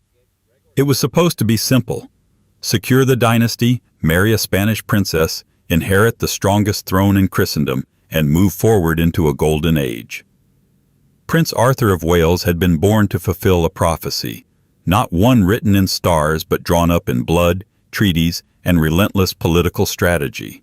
He was the long-awaited son of Henry VII and Elizabeth of York, a living embodiment of the union between the feuding houses of Lancaster and York. His birth in 1486, just months after the crown had settled on his father's head, was not just cause for celebration. It was a sign that the Wars of the Roses were truly over. England had a future, and his name was Arthur. Even his name was a deliberate message. It wasn't just traditional, it was legendary. Named after the mythical King Arthur, the boy was meant to represent renewal, unity, and a return to glory. The Tudors were new to the throne, their bloodline thin and their enemies not yet buried. A child born into such a moment wasn't just a baby, he was a banner. From birth, Arthur was treated as a monarch in waiting. His education was exhaustive, designed to prepare him for rulership from the cradle. He was moved between royal residences, raised in princely isolation, watched by scholars and tutors, molded into an ideal. His court at Ludlow in the Welsh Marches was a mini-monarchy of its own, complete with advisors, ceremonies, and all the trappings of kingship, minus the crown. In 1501, at the age of 15, Arthur married Catherine of Aragon. It was the crowning moment of his short life, a political alliance between England and Spain, two powerful kingdoms bound together by youth and diplomacy. Catherine was just 16, daughter of Ferdinand and Isabella, the Catholic monarchs of Spain. The marriage was brokered years earlier, but its consummation marked the beginning of what was meant to be a long, fruitful union between nations and generations. Then, just a few months later, the prince fell ill. The couple had been living at Ludlow Castle, overseeing the Council of Wales in the Marches. In March 1502, both Arthur and Catherine became seriously unwell, possibly from an outbreak of a respiratory or infectious disease that swept through the region. Catherine survived. Arthur did not. On April 2, 1502, Prince Arthur of Wales died. He was 15 years old. The shock was immense. The public mourning was real, but the political panic was more intense. The Tudor dynasty, which had seemed so solid, suddenly looked vulnerable again. Henry VII had only one other surviving son, Henry, Duke of York, a boy of 10, energetic, intelligent, but not raised for kingship. The plan had always been Arthur. Henry was the spare, the second son in a kingdom that couldn't afford a second crisis. The funeral was grand, but the grief was private. Elizabeth of York, Arthur's mother, was said to have collapsed in anguish upon hearing the news. She died less than a year later, possibly from complications after childbirth. Henry VII never remarried. Those losses, the prince, the queen, and the future they both represented, left the king more cautious, more withdrawn, and more determined than ever to preserve what was left. But the deeper tragedy was how Arthur's death rearranged history. Because with Arthur gone, young Henry moved into the role of heir. And with Arthur's widow Catherine still in England and still politically valuable, the question of what to do with her became urgent. The eventual solution was awkward but strategic. She would marry Henry instead. It took years to finalize, but by 1509, Catherine of Aragon became Queen of England. For a time, it seemed the kingdom had recovered. But it hadn't. Henry VIII would rule for nearly 4 decades. His obsession with securing a male heir would fracture the church, behead queens, and redefine monarchy itself. All of it, the break with Rome, the rise and fall of Anne Boleyn, the succession crises, the excommunications, can be traced back to this one quiet death in Ludlow Castle. Had Arthur lived, England might have remained Catholic. The monasteries might still stand. The succession might have been stable, unbloody, unbroken. Instead, his ghost haunts every corner of Tudor history, not as a ruler, but as the ruler that never was. He is remembered only in glimpses. A wedding portrait, a Latin signature, a marble effigy beneath the floor of Worcester Cathedral. A life framed by symbolism and ended by silence. And yet, in death, Arthur shaped more than any reign could.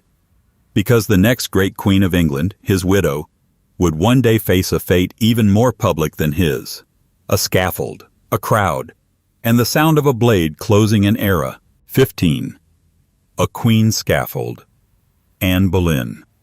On a crisp spring morning in May 1536, Queen Anne Boleyn ascended the scaffold on Tower Green.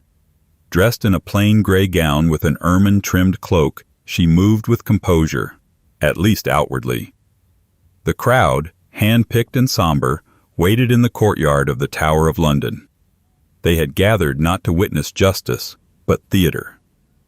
A queen, once anointed by God, now stripped of crown, title, and identity, was about to be erased, efficiently, legally, and very publicly.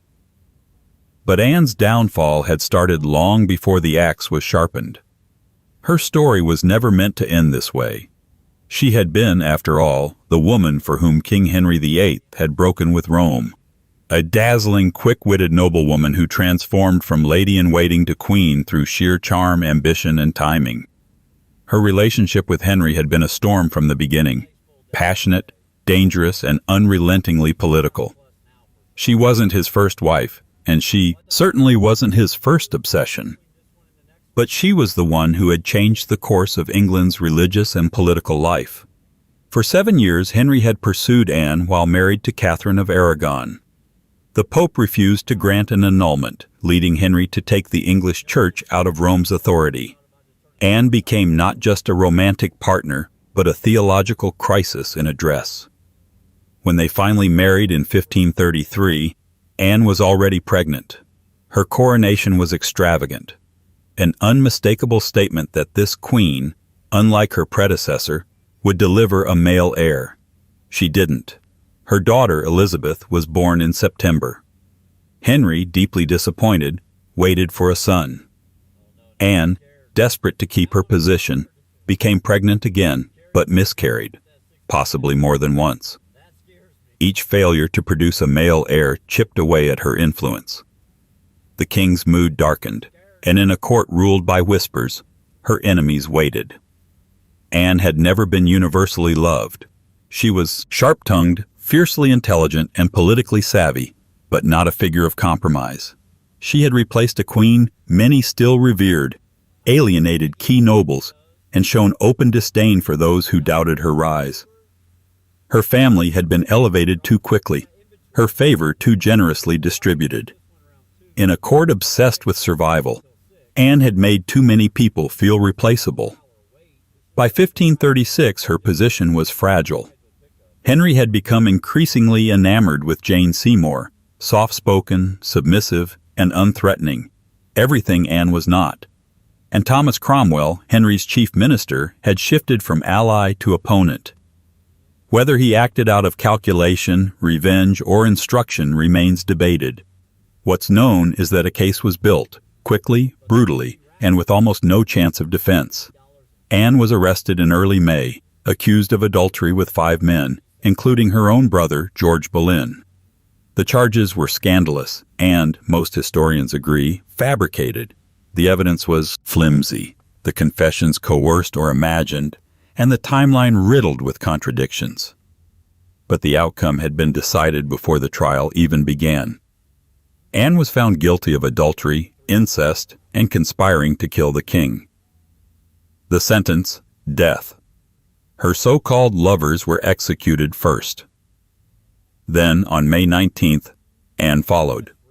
She was granted the use of a skilled French swordsman rather than the more common axe. An odd mercy, considering the theater of cruelty that had unfolded around her.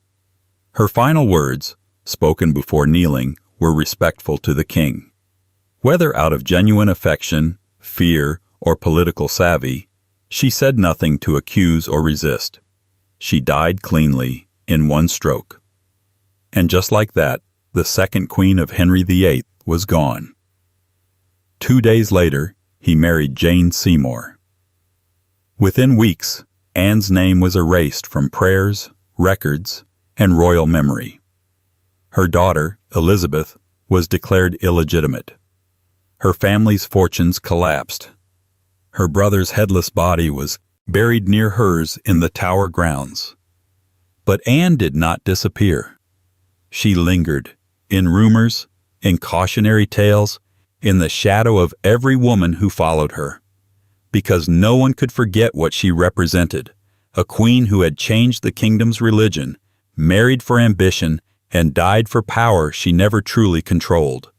A queen whose crown had been placed by a king's passion and taken by his convenience. And her daughter, Elizabeth, left in disgrace, would one day reclaim both crown and legacy. But that was still years away. For now, England moved on, efficiently, as it always did. Another queen crowned, another heir expected. Yet the precedent had been set. Queens could fall. And teenage queens? They could fall even faster, especially if they were declared sovereign before anyone asked the kingdom's permission, and especially if their reign lasted only 9 days. 16. A teenage queen. Condemned, Lady Jane Grey. In the long, ruthless history of English monarchy, there may be no reign more tragic or more absurd than that of Lady Jane Grey. Queen for just 9 days in the summer of 1553, she remains one of the most iconic royal victims in British history. A teenage girl crowned without a coronation, used without consent, and executed without true cause. She didn't steal the throne. It was handed to her like a cursed gift, wrapped in power and soaked in panic. And before she could even adjust the weight of the crown, it was already being taken back. She was 17 years old. Jane was not born to be queen. Her royal blood came through her mother, Lady Frances Brandon, a niece of Henry VIII. This made Jane a great-granddaughter of Henry VII, and, technically, a viable candidate for succession, though not a leading one. She was well educated, particularly in the Protestant tradition, fluent in Latin and Greek and known for her intelligence and composure. But what she lacked in political ambition, others more than made up for. Her life changed when King Edward VI, Henry VIII's only legitimate son and a committed Protestant, grew gravely ill at just 15 years old. His death would plunge the realm into uncertainty. Despite the act of succession that restored his half-sisters Mary and Elizabeth to the line, Edward and his advisors feared what might happen if the devout Catholic Mary took the throne. For Edward's inner circle, particularly John Dudley, Duke of Northumberland, this was not just a theological concern, but a political one. Their careers, and possibly their lives, depended on preserving the Protestant regime Edward had championed. The solution they chose was desperate and cold: bypass both Mary and Elizabeth, and name Lady Jane Grey as Edward's heir. It was a legal sleight of hand, justified by a dubious interpretation of succession rights and an urgent need to prevent Catholic restoration. Jane was not consulted, she was told. To seal the deal, Jane was married off to Northumberland's son, Guilford Dudley, in May 1553. Barely 2 months later, Edward died. On July 10th, Jane was proclaimed Queen of England. She was taken to the Tower of London, the traditional site for pre-coronation preparations. Except there was no coronation, no cheering crowds, no divine aura, just confusion, resentment, and the sound of support unraveling. Because the people did not accept her. Mary, daughter of Catherine of Aragon, moved fast. She declared herself the rightful heir, and across the countryside, popular support surged in her favor. Nobles defected, armies hesitated. Even the council that had proclaimed Jane queen began to reverse itself. Within 9 days, it was over. On July 19th, Jane was deposed. Mary was declared queen by popular acclamation, not just legality. Jane had never left the tower. She entered it as a monarch. She remained in it as a prisoner. At first it seemed she might be spared. Mary, more calculating than many gave her credit for, recognized Jane as a pawn, young, malleable, and blameless in the larger conspiracy. Jane's father was released. Her husband remained imprisoned. Jane herself was held in relative comfort. But public mercy is always conditional, and rebellion has a way of making mercy seem dangerous. In early 1554, Thomas Wyatt led a failed rebellion against Mary's rule. Though Jane was not involved, the uprising, fueled by Protestant anger and fear of Mary's proposed marriage to Philip of Spain, changed everything. Now Jane was no longer just a symbol of Protestant hope. She was a threat. On February 12, 1554, Jane was executed on Tower Green. She was led to the scaffold alone. Her husband, Guilford, was beheaded earlier that morning. Jane saw his body being returned to the Tower Chapel. Then she climbed the steps. Her final words were brief, quiet, and reflective of her Protestant faith. There was no last-minute outburst, no accusations, no spectacle. She was composed, eerie in her calm. When the blindfold slipped, she reached out, panicked for a moment, then found the block, and then silence. The execution of Lady Jane Grey shocked even those loyal to Mary. A teenage girl, well-read, pious, and largely powerless, had been sacrificed to settle the nerves of a fragile regime. Her death was not political theater. It was political overcompensation, and it left a mark. In the centuries since, Jane has been recast as everything from martyr to monarch, pawn to prophet. But none of the labels quite capture the contradiction. A girl proclaimed queen without ambition, condemned without guilt, and remembered not for what she did, but for what was done to her. Her reign lasted 9 days. Her legacy much longer. And her death was just the first crack in a larger pattern. Because the woman who replaced her, the one whose name had inspired both loyalty and rebellion, was not finished suffering either. Queen Mary would soon discover that ruling with conviction didn't mean ruling with peace, especially when your own body begins to betray you, and the child you wait for never arrives. 17. The Queen Who Never Was. Mary I's Phantom Pregnancies. Mary I had waited her entire life to be queen. And when she finally wore the crown, she waited again, this time for a child. A son to secure her reign. A Tudor heir to erase decades of instability. A child to prove that God, history, and her own broken lineage had finally come good. But the child never came. Not once. And it destroyed her. Mary's reign, from its very beginning in 1553, had been defined by contradiction. She was England's first crowned queen regnant, an extraordinary moment in a patriarchal system that had long assumed women were fit to rule only through marriage or motherhood.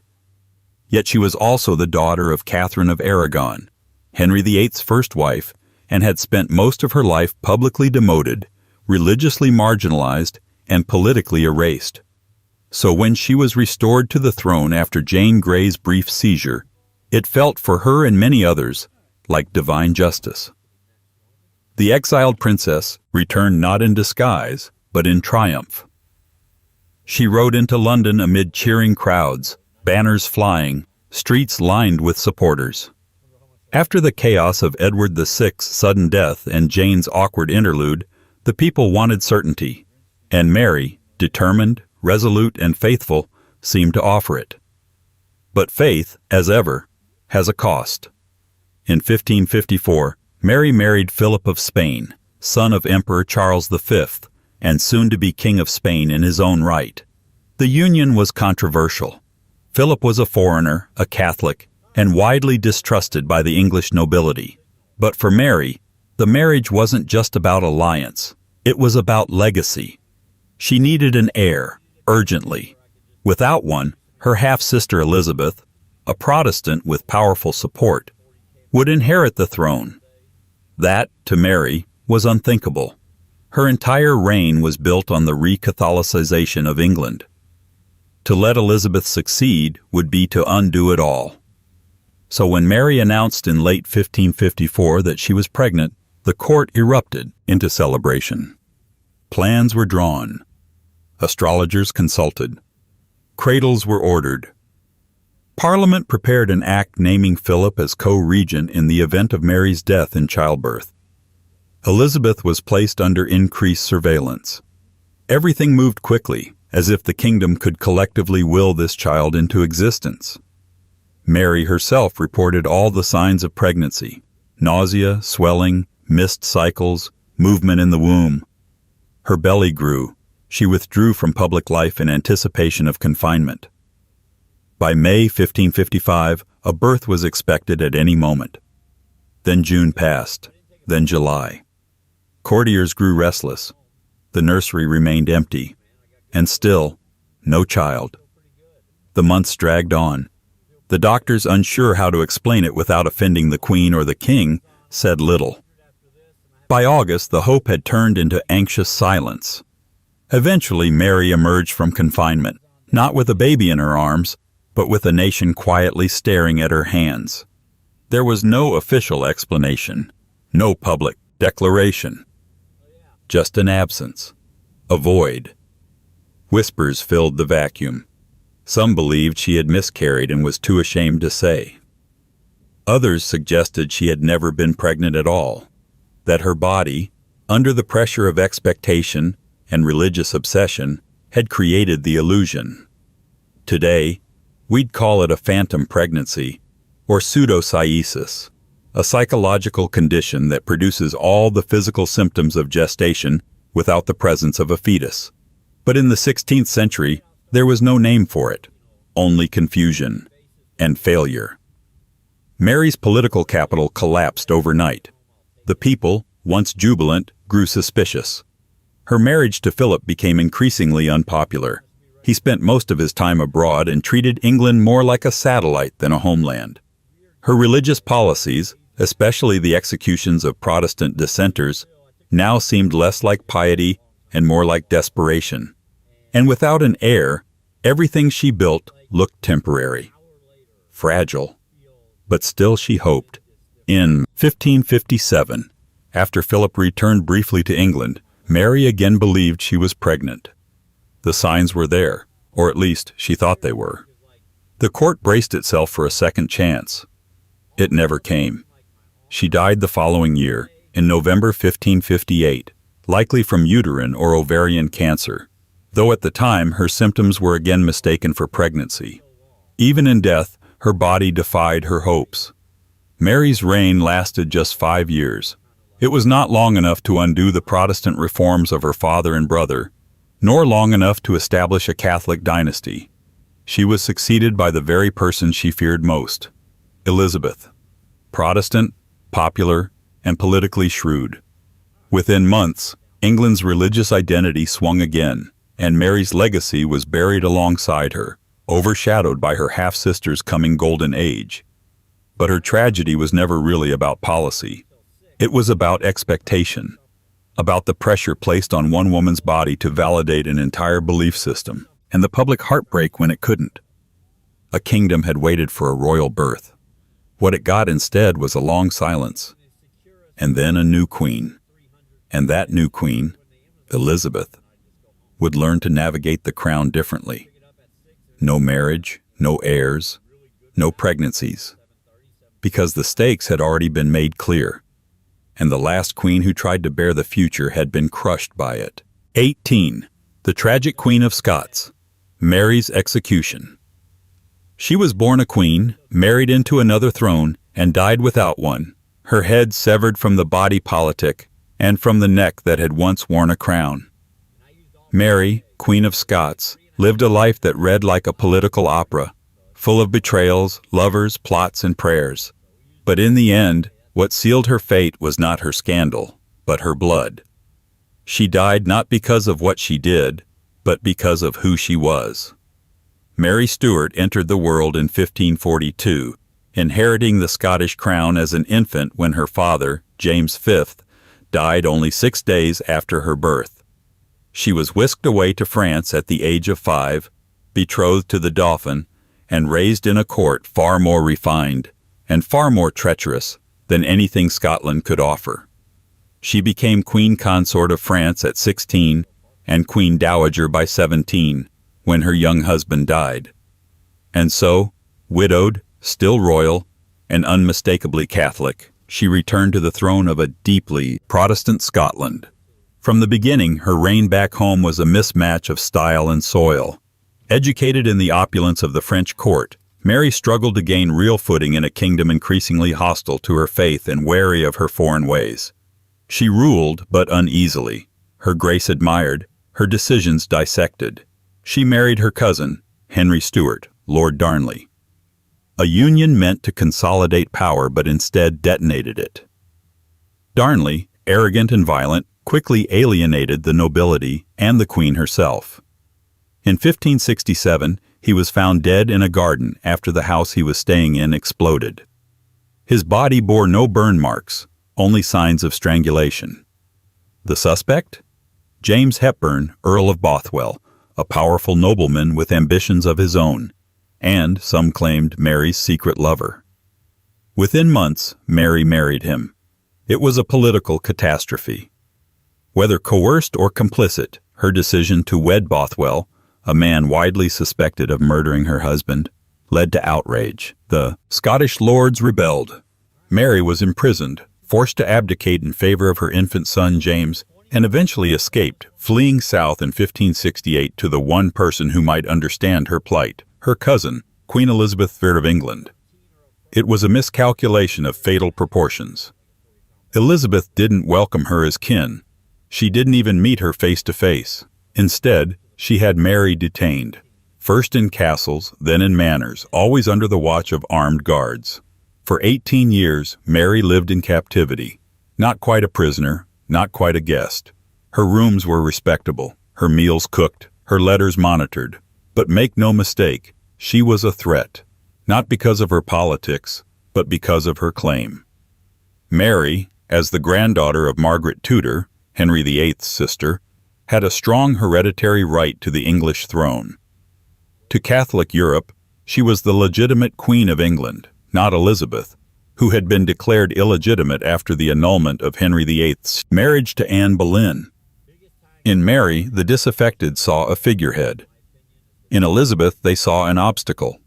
Plots formed, some real, some imagined, but all revolved around one core idea: remove Elizabeth and place Mary on the throne.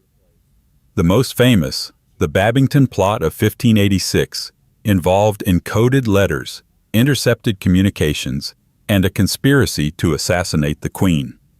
Mary's role in it is still debated. What matters is that she was implicated. After nearly 2 decades of keeping her cousin alive, out of caution, politics, or a strange sense of familial pity, Elizabeth signed Mary's death warrant, and then claimed, in the way only monarchs can, that she hadn't really meant to. On February 8, 1587, Mary was led to the execution scaffold at Fotheringhay Castle. Dressed in deep red, the color of Catholic martyrdom, she greeted her fate with a calmness that would be recited in ballads for centuries. She spoke her final prayers in Latin, forgave her executioner, and submitted to the blade. The first blow missed the mark. The second ended her life. The executioner held her severed head aloft, only to have her auburn wig fall off, revealing short gray hair beneath. The Queen, even in death, had kept some secrets. For Elizabeth, the execution solved nothing. It enraged Catholic Europe, fueled rumors of a Protestant queen's cruelty, and left her politically exposed. She later claimed that she never intended for the sentence to be carried out so quickly. But apologies don't raise the dead, and Elizabeth would carry the weight of Mary's death for the rest of her reign. Mary left behind no kingdom, no power, no freedom. But she did leave behind a son, James VI of Scotland, who, despite the chaos of his mother's life and death, would one day inherit the English throne from the very woman who signed her execution warrant. And so the royal line continued, shaped not by triumph, but by tragedy. And as it turned out, the next great loss would come not from a queen, but a prince. A young man full of promise, with every future ahead of him. Until illness cut him down, and the court once again found itself waiting for a crown to fall. 19. The Lost Prince of Wales, Henry Frederick. If history had gone according to plan, Henry Frederick would have been king. England might have had a very different 17th century, one without civil wars, without royal trials, and without a crown slipping into crisis. But history, as always, had other ideas. Henry Frederick, Prince of Wales, was born in 1594 to James VI of Scotland and Anne of Denmark, 6 years before his father became King of England as James I. With the union of the crowns in 1603, Henry became the first heir to a newly united realm, a symbolic figure from the start. He wasn't just the eldest son of a king. He was the future of two nations stitched together under a single monarchy. The Tudors were gone. The Stuarts had arrived, and Henry was their brightest hope. Even as a child, Henry seemed built for the role. He was athletic, intellectually curious, and unusually charismatic. Courtiers praised his discipline. Foreign dignitaries admired his poise. He showed early fascination with military matters, kept his household orderly, and fostered a love of Protestant reform that seemed tailor-made for a kingdom still uneasy after the religious swings of previous decades. By his teenage years, Henry had already become a symbol of what England wanted in a monarch: youth, strength, and principle. He was openly critical of court excesses, sometimes even his father's. While James III favored elaborate ceremony and political caution, Henry was leaner in both taste and rhetoric. He cut a striking figure at tournaments, held court with a self-assuredness well beyond his years, and gathered around him a group of like-minded thinkers, artists, and idealists who saw in him not just a prince, but a future king who might elevate the monarchy itself. He was also, crucially, Protestant, and visibly so. At a time when Europe was bracing for the religious conflicts that would erupt into the 30 Years' War, Henry's theological stance mattered. Catholic powers watched him with unease. Protestant reformers, especially in the Netherlands and German states, watched him with hope. He seemed to embody a vision of England as a powerful, principled Protestant nation, a counterweight to the Habsburgs and a natural leader among reformed states. Marriage negotiations were underway. A bride from a Protestant house was sought. Plans for Henry's future were drawn in increasingly confident lines. His younger brother Charles, frail, awkward, and overshadowed, stood quietly in the wings, a spare whose purpose was theoretical at best. Then, in October 1612, Henry fell ill. At first, it seemed minor, perhaps a fever, something seasonal, but his condition deteriorated quickly. By early November, it was clear he was dying. The court, stunned and disoriented, could do nothing but wait. On November 6, 1612, just a few weeks shy of his 19th birthday, Henry Frederick died. The likely cause was typhoid fever, though some whispered of poisoning, always eager to find conspiracy and tragedy. The shock was profound. Mourning swept the kingdom. Londoners wept in the streets. Foreign ambassadors sent messages of genuine sorrow. The outpouring of grief was not just for a young man lost, but for the future he had come to represent. A stronger, reformed, martial England led by a principled king. His funeral was elaborate, echoing the grief of a nation that had lost not just a prince, but a projection. Artists painted him as a warrior angel, fallen too soon. Poets wrote odes that blurred the line between eulogy and myth. The sorrow was real, but also performative. Henry had become larger than life in death, an ideal monarch precisely because he never had the chance to rule. But history doesn't pause for grief. With Henry gone, the role of heir fell to his younger brother, Charles. The same Charles who had been seen as delicate, stammering, uncertain. He was suddenly thrust into the role for which Henry had been so meticulously prepared. And Charles, of course, would become king. He would marry a Catholic. He would clash with Parliament. He would provoke a civil war. He would be captured, tried, and executed, his head severed before a horrified crowd in 1649.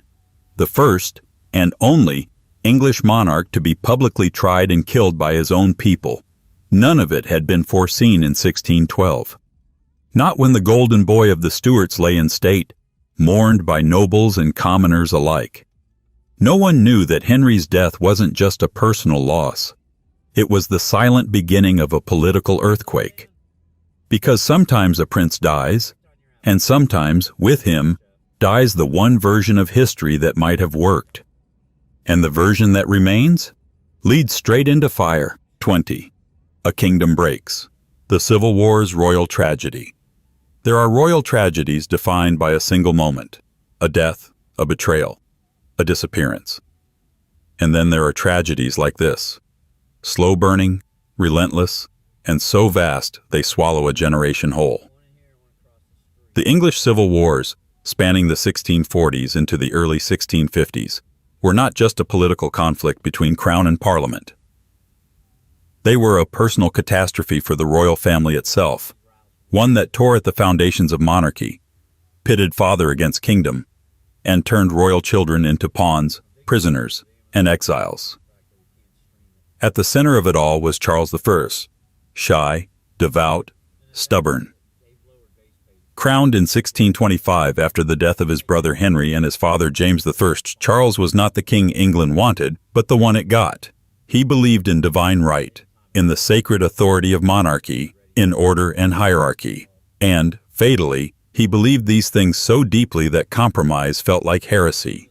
The seeds of collapse were sown early. Charles ruled without Parliament for over a decade, levied unpopular taxes, and aligned himself too closely with Archbishop Laud's high church reforms, alienating both Puritans and moderate Protestants. His queen, Henrietta Maria, a French Catholic, was seen by many with suspicion, even hostility. She bore him children, but also gossip, rumors of papal plots, and fears that England might yet again drift back into Rome's orbit. By the 1640s, tension snapped. When Charles attempted to arrest 5 members of Parliament inside the House of Commons, it was the last straw. London rose in protest. Parliament armed itself, and civil war began, not with a bang, but with a slow, dragging descent into fratricide. The First War, 1642 to 1646, shattered any illusion that this was merely a political dispute. It was a war of families and cities, neighbor against neighbor, cousin against cousin. Royalists, or Cavaliers, fought for the king. Parliamentarians, or Roundheads, fought for reform. At stake, not just who governed, but what kind of England would emerge on the other side. For the royal family, it was not just a crisis of power. It was a crisis of existence. Queen Henrietta Maria fled to France with their youngest daughter, Mary, raising funds and troops abroad. Charles's sons, Charles and James, were smuggled to the continent, sent into exile for their own safety. His elder daughter, Elizabeth, remained behind, and would never see her father again. The royal court fractured across borders. Their letters to one another, where they survived, are filled with longing, confusion, and the aching burden of absence. Charles himself, as king, refused to yield. Even after defeat, even after capture by the Scots and handed over to Parliament, he believed in the righteousness of his cause. He negotiated. He delayed, and in the eyes of many, he betrayed. His secret engagement with the Scots, offering religious concessions in exchange for military support, triggered a second civil war in 1648. Parliament, having already defeated him once, now viewed him as irredeemable. And so in 1649, they did what had never been done before. They tried their king. The trial was a performance of both legal innovation and moral finality. Charles refused to recognize the court's authority. He spoke calmly, confidently, and without apology. But the verdict was inevitable. On January 30th, 1649, Charles III was executed outside the banqueting house at Whitehall, stepping onto the scaffold dressed in black, bundled against the cold, and addressing a crowd that watched in stunned silence. The monarchy, for the first time in English history, had been publicly declared not divine, but accountable and mortal. But the tragedy didn't end there. In the aftermath, the monarchy was abolished. England was declared a commonwealth. The royal family remained scattered across Europe. Charles II, now heir in name but not in power, moved between courts, living off the strained goodwill of allies. James, the future James II, trained abroad. Their sister Elizabeth, still in England, died a year after her father, imprisoned in Carisbrooke Castle. She was just 15. The young princess had been allowed to visit her father shortly before his execution. According to legend, he gave her a Bible. She never opened it in public. She died alone, her final words unwritten. The English civil wars left no part of the monarchy untouched. It wasn't simply a battle lost. It was a worldview dismantled. The idea that kings ruled by heaven's will had been replaced by a new, terrifying possibility, that the people could say no. And yet, even in defeat, the monarchy waited. Because tragedy is rarely permanent in royal history. The crown might fall, but there is always another head waiting to wear it. And for Charles's children, the return to England would come, but not all would survive it. Because one royal child, Elizabeth's younger brother, would live long enough to see restoration, and then die young, not on a battlefield or a scaffold, but behind locked doors where loyalty meant nothing, and a king's blood couldn't save his daughter. 21. The King on Trial, Execution of Charles I. By the time Charles I stood before his judges in January 1649, he had already lost everything except his conviction. His crown, his kingdom, his army, even the trust of his own family, all gone.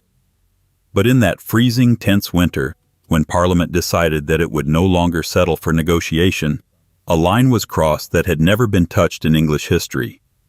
A king would be put on trial, not in secret, not symbolically, but openly and publicly. And not by rebels or foreign invaders, but by his own subjects. Charles was charged with treason, not against the government, but against the people. A shocking reversal of the royal script. For centuries, kings had been the law. Now, the law claimed power over the king. In that moment, the very fabric of monarchy was rewritten, and the figure at the center of it, Charles Stuart, once the embodiment of divine right, refused to acknowledge any of it. He did not defend himself. He did not recognize the court's authority. He called the trial illegal and himself above judgment. And yet there he sat, day after day, a prisoner in his own capital, staring down the men who had once bowed before him. The courtroom was tense, hushed, eerily calm. Outside, London watched in a silence full of dread. The evidence against him was not lacking. His war against Parliament, his secret negotiations, his alliances with foreign powers and Scottish factions, his role in reigniting civil war after the first conflict had already left the country exhausted. These were not minor charges. But they weren't just criminal accusations. They were ideological. This was a trial not just of a man, but of monarchy itself. On January 27th, Charles was found guilty. The sentence, death by beheading. The announcement landed like thunder. No English king had ever been executed by his people, kings had been deposed, imprisoned, assassinated. But this was something else. This was procedural, official, signed and sealed by a court claiming to speak on behalf of a nation. Charles asked for three things: time to prepare, the chance to say farewell to his children, and to walk to the scaffold in dignity. He was granted all three. On January 29th, he met with his youngest children, Princess Elizabeth, age 13, and Prince Henry, just 9. The surviving letters from this meeting are almost too heavy to read. Charles spoke to them not as a father, but as a man walking into legend. He told Henry to never accept the crown unless it was offered by Parliament. He told Elizabeth to read her Bible, to be strong, and to remember that he died a just man, wronged by his enemies. Elizabeth wrote down everything he said. She memorized his final embrace. She would never see him again. The next day, January 30th, Charles walked from his cell in St. James's Palace to the banqueting house at Whitehall. A specially built scaffold had been erected outside, covered in black. It was a bitterly cold morning. He wore 2 shirts so he wouldn't shiver. He feared that the crowd would mistake it for fear. He addressed those gathered, asserting his innocence, defending his kingship, and praying openly. His last words, spoken quietly to his executioner: "I am the King of England. I am the martyr of the people." And then he knelt. The axe fell. The silence that followed was unnatural. There was no triumphant roar, no public celebration, just stillness. Shock. A moment when no one knew what had been unleashed. His head was sewn back onto his body, embalmed, and buried in secret at Windsor. There was no state funeral, no public procession. England, now a republic, was no longer a country of kings. But for his children, the tragedy was personal. Princess Elizabeth remained imprisoned at Carisbrooke Castle, mourning not only the father she had lost, but the monarchy that had defined her identity. She died there just 8 months later, likely from pneumonia, though the official records are vague. She was 15. Prince Henry, separated from his sister, would live. He would eventually be restored to the royal fold after the monarchy was re-established under his older brother, Charles II. But nothing about their lives returned to what it might have been. The memory of their father's execution shaped their worldview and their fates. And for the monarchy itself, the wound of January 30th, 1649, never quite healed. The death of Charles I did not end tyranny, nor did it guarantee liberty. Instead, it opened the gates to something much more unpredictable. A country no longer bound by sacred rule, and a crown forever stained by the blood of its wearer. But there was still one more tragedy waiting in the wings, one more royal child, born in captivity, who would never grow old. A daughter, separated from her family, who chose loyalty over safety, and who died, quietly, in a locked room, while the world outside kept turning. 22. The princess who wouldn't leave her father. In the long shadow cast by the execution of Charles I, not all the mourning was public. Some of it took place in small, echoing stone rooms far from the scaffold. Some of it happened quietly, in the heart of a teenage girl whose name would be largely forgotten by history, though her final act echoed with the weight of loyalty. Her name was Elizabeth Stuart, the second daughter of Charles I and Queen Henrietta Maria, a princess born into power, raised in war, and broken by both. Elizabeth's early childhood was shaped not by fairy tale courts or grand processions, but by fear, separation, and collapse. When civil war erupted across England, she was only 6. Her mother fled to France with her younger siblings. Her father was on the move constantly, trying to hold on to a kingdom tearing itself apart. And Elizabeth, caught in the crosshairs of rebellion and royalty, lived most of her young life without a stable home, moved between safe houses, noble guardians, and royalist strongholds that were increasingly less secure. As Parliament gained the upper hand, Elizabeth was captured along with her younger brother Henry. The two were placed under parliamentary custody, Not quite prisoners, but certainly not free. They were symbols, and Parliament knew it. Their status was ambiguous, their futures uncertain. They were separated from their parents, assigned minders, and kept under careful watch. Yet even in captivity, Elizabeth remained remarkably composed. Letters from the time describe her as serious, intelligent, and strikingly mature for her age. She wrote often. She read voraciously. She waited. And then, in January 1649, came the order that would fracture whatever fragile world she had left. Her father was to be executed. Charles I requested to see his children one last time. Parliament, uncharacteristically lenient, allowed it. On January 29th, the day before his death, Elizabeth and Henry were brought to St. James's Palace to say goodbye. The meeting was brief, perhaps 45 minutes, but the impact of it was timeless. Elizabeth, only 13, listened as her father calmly prepared her for what was to come. He urged her to be faithful to God, to forgive his enemies, and to remember that he died believing he was right. To Henry, he gave advice cloaked in sorrow. Trust no one, be wary of Parliament, and never seek the crown unless it was offered freely. When the visit ended, Charles embraced them both. He handed Elizabeth a small Bible, inscribed with a message of comfort and faith. That moment, preserved in fragments of memory and historical accounts, was the last time she would see him alive. The next day, her father was executed. From that point on, Elizabeth's existence became even smaller. She was transferred to Carisbrooke Castle on the Isle of Wight, the same fortress where Charles had once been imprisoned. Her brother Henry remained with another household. She was not allowed visitors. Her letters were censored, and yet, even under these conditions, she continued to write, to read, to record. The quiet discipline that had defined her life in captivity never faltered. It was during this time that she wrote perhaps her most heartbreaking letter, a reflection on her father's death, filled with grief but also an eerie clarity.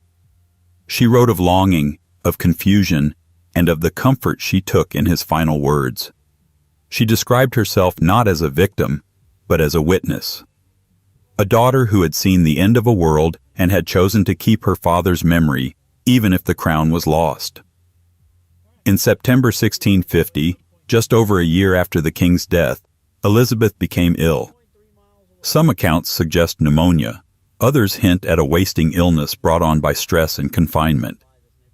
Whatever the cause, her health deteriorated rapidly. She died on September 8th, alone in her chamber, her head resting on the Bible her father had given her. A servant reportedly found her in the morning sitting in a chair by the window as if she had simply fallen asleep. She was 15. There was no grand funeral, no royal mourning, just a quiet burial on the Isle of Wight. Her death didn't shake kingdoms or alter foreign policy. It didn't make headlines in Europe or cause Parliament to rethink its course. It was just one more royal loss in a war that had already taken too many. But within her small, contained life was a tragedy as complete as any. A child who chose loyalty over safety, faith over comfort, and remembrance over rage. Elizabeth never raised a sword, never wore a crown, never gave a speech. And yet she embodied the cost of power's collapse more fully than most monarchs ever could. The civil wars may have been about politics, but in Elizabeth's life and death, they became something else. A reminder that the collapse of monarchy doesn't just unseat kings. It breaks their families, scatters their children, and leaves teenagers to write their final thoughts with borrowed ink. And while Elizabeth's final chapter closed in silence, the century's chaos was far from over, because a new plague was coming, not metaphorical, not symbolic, but very, very real. And this time, even the palace doors couldn't keep it out. 23. The Plague Year in the Palace. By the mid-1660s, the English monarchy had clawed its way back from the edge of extinction. Charles II, son of the executed king, had returned from exile in a swirl of restoration fanfare. The regicides were hunted, the republic dismantled, and the crown, tarnished but intact, was back on the head of a Stuart. The country was tired. The pendulum of revolution had swung too far, and now it recoiled, bringing with it a yearning for stability, order, and perhaps even royal glamour. But England doesn't do peace for long. Just 5 years into Charles II's reign, the kingdom would face a tragedy far older and far more indiscriminate than any civil war. Plague. The year was 1665, and it began without particular warning. London bustled with its usual contradictions, rich and poor crowded side by side, sewage running alongside silk. The royal court, having survived exile and humiliation, was once again comfortably established, if not exactly reformed. Charles, ever the pragmatist, had restored the theater, refilled his court with witty sycophants, and cultivated an image of resilience. But the resilience would soon be tested, not by politics, but by rats. The first deaths came quietly, as they often do. A tailor's apprentice in the parish of St. Giles in the Fields fell ill. Then others. No one panicked. Plague had appeared in London before, though not at this scale for decades. But by spring, the deaths were increasing. The smell of disease began to spread as quickly as the symptoms. Physicians, those who hadn't already fled, walked the streets with posies and long-beaked masks. "Lord have mercy upon us," was scrawled in chalk on shuttered doors. The bills of mortality began their grim count. And still, the crown tried to carry on. Charles, at first, stayed in London. He held council, consulted physicians, and watched the numbers rise. But the disease had no patience for monarchy. Servants began to fall sick. The court's inner circle thinned. The air in Whitehall became thick with the invisible menace of contagion and fear. In June, with deaths climbing into the thousands per week, the king made a decision that could not be delayed. The royal household packed up and fled, first to Salisbury, then Oxford. Government, like everything else, scattered. It was a logistical nightmare, but not a surprising one. Flight was standard protocol in plague times. Those who could afford to leave did. The poor remained. Locked into the city, literally and metaphorically. Infected houses were marked and sealed. Watchmen stood guard to prevent escape. Entire families died inside, unheard and unmourned. From the countryside, the king issued orders. Quarantine zones, restrictions on travel, emergency provisions. But royal decrees couldn't stop fleas. The plague spread with a kind of sovereign authority of its own, unconcerned with class or title, though much harsher on those without privilege. Among those who stayed behind was Samuel Pepys, the now famous diarist whose detailed, often brutally honest entries give us an unnervingly clear window into the psychological state of the time. He wrote of empty streets, mass graves, and the smell. Always the smell. He wrote of fear, of funerals at night, of friends disappearing. His account captures a different kind of collapse, not of governments, but of human routine.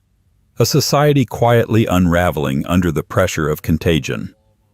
For the monarchy, this was an existential test. Charles II, though absent from London, knew what was at stake. The plague wasn't just a public health crisis, it was a reputational hazard. Monarchs were supposed to be near invincible, chosen by God, anointed with sacred oil, protected by custom and crown. And yet here was a microscopic enemy that didn't care about royal bloodlines or divine right. Just flesh. By late summer, the death toll had peaked. In the worst week of September, over 7,000 Londoners died. Entire parishes were emptied. Trade froze. Parliament, already postponed due to the crisis, remained suspended. Diplomacy continued through letters and proxies, but the machinery of power had slowed to a crawl.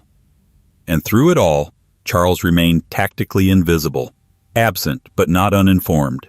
He sent aid. He issued proclamations, but he did not return. When the plague finally ebbed in early 1666, it left behind a haunted city and a deeply shaken monarchy. The royal family returned to a London that looked much the same, but felt fundamentally altered. Over 100,000 people had died, nearly a quarter of the city's population. The court resumed its functions, the streets were swept, and the theaters reopened. But under the powder and pomp, something had shifted. For Charles, it was another chapter in a life defined by instability.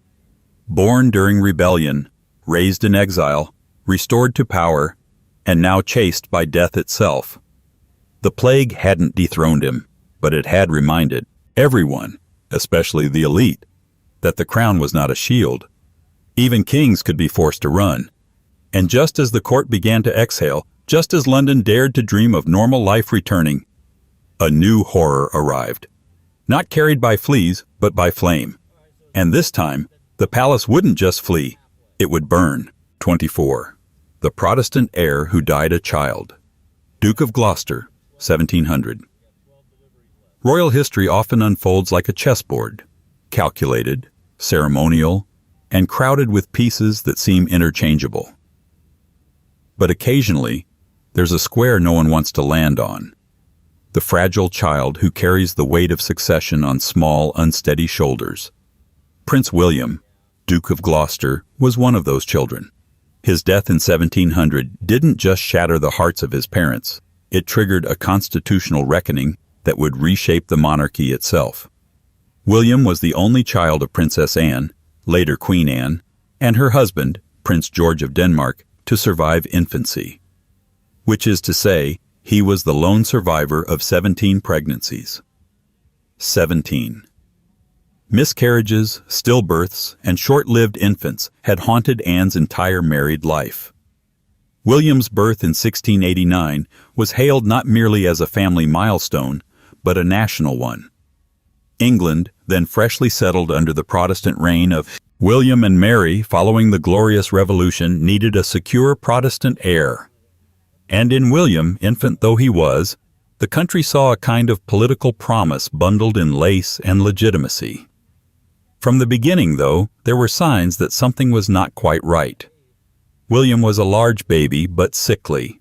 He suffered from seizures in infancy, and doctors diagnosed him with hydrocephalus, an accumulation of fluid in the brain. His head was notably oversized, and his movements delayed. Still, he learned to walk, ride a horse, and even shoot a pistol, albeit later than expected. The court praised these milestones as symbols of resilience. But they were also distractions from the looming question, could this child really become king? Despite his health challenges, William was treated as the living future of the Protestant monarchy. His birthday was celebrated like a public holiday. He had his own household, tutors, and a carefully curated public image. His uncle, King William III, kept a close eye on his upbringing, seeing in the boy both a dynastic necessity and a ticking clock. Queen Mary had died in 1694. William III had no surviving children. Anne was next in line, and William, her only living child, stood just behind her. So the stakes could not have been higher. William wasn't just a prince. He was the glue holding together a volatile post-revolution monarchy. Without him, the Protestant succession would begin to wobble, and with it, England's entire constitutional balance. And then, in July 1700, everything unraveled. William had just celebrated his 11th birthday with the usual formalities. He had reportedly caught a chill, nothing serious, just a summer cold. But within days, his condition worsened. A fever set in. His throat swelled. Physicians were summoned. Remedies were administered. Nothing worked. On July 30th, Prince William died at Windsor. The cause, according to most modern assessments, was likely acute bacterial pneumonia or a sudden respiratory infection. Some blamed the royal doctors, others, fate. But blame didn't matter. The effect was the same. The Protestant succession had just lost its most visible thread. Princess Anne, already worn thin by a lifetime of reproductive trauma and political stress, was devastated. But this time, the grief was national. Parliament had lost its Protestant heir. The monarchy had lost its future.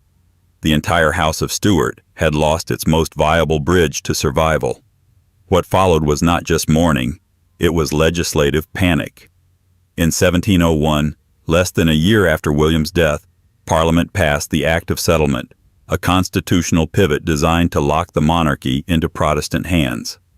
The act bypassed over 50 Catholic claimants to name Sophia of Hanover, a granddaughter of James I, and her Protestant descendants as the future of the crown.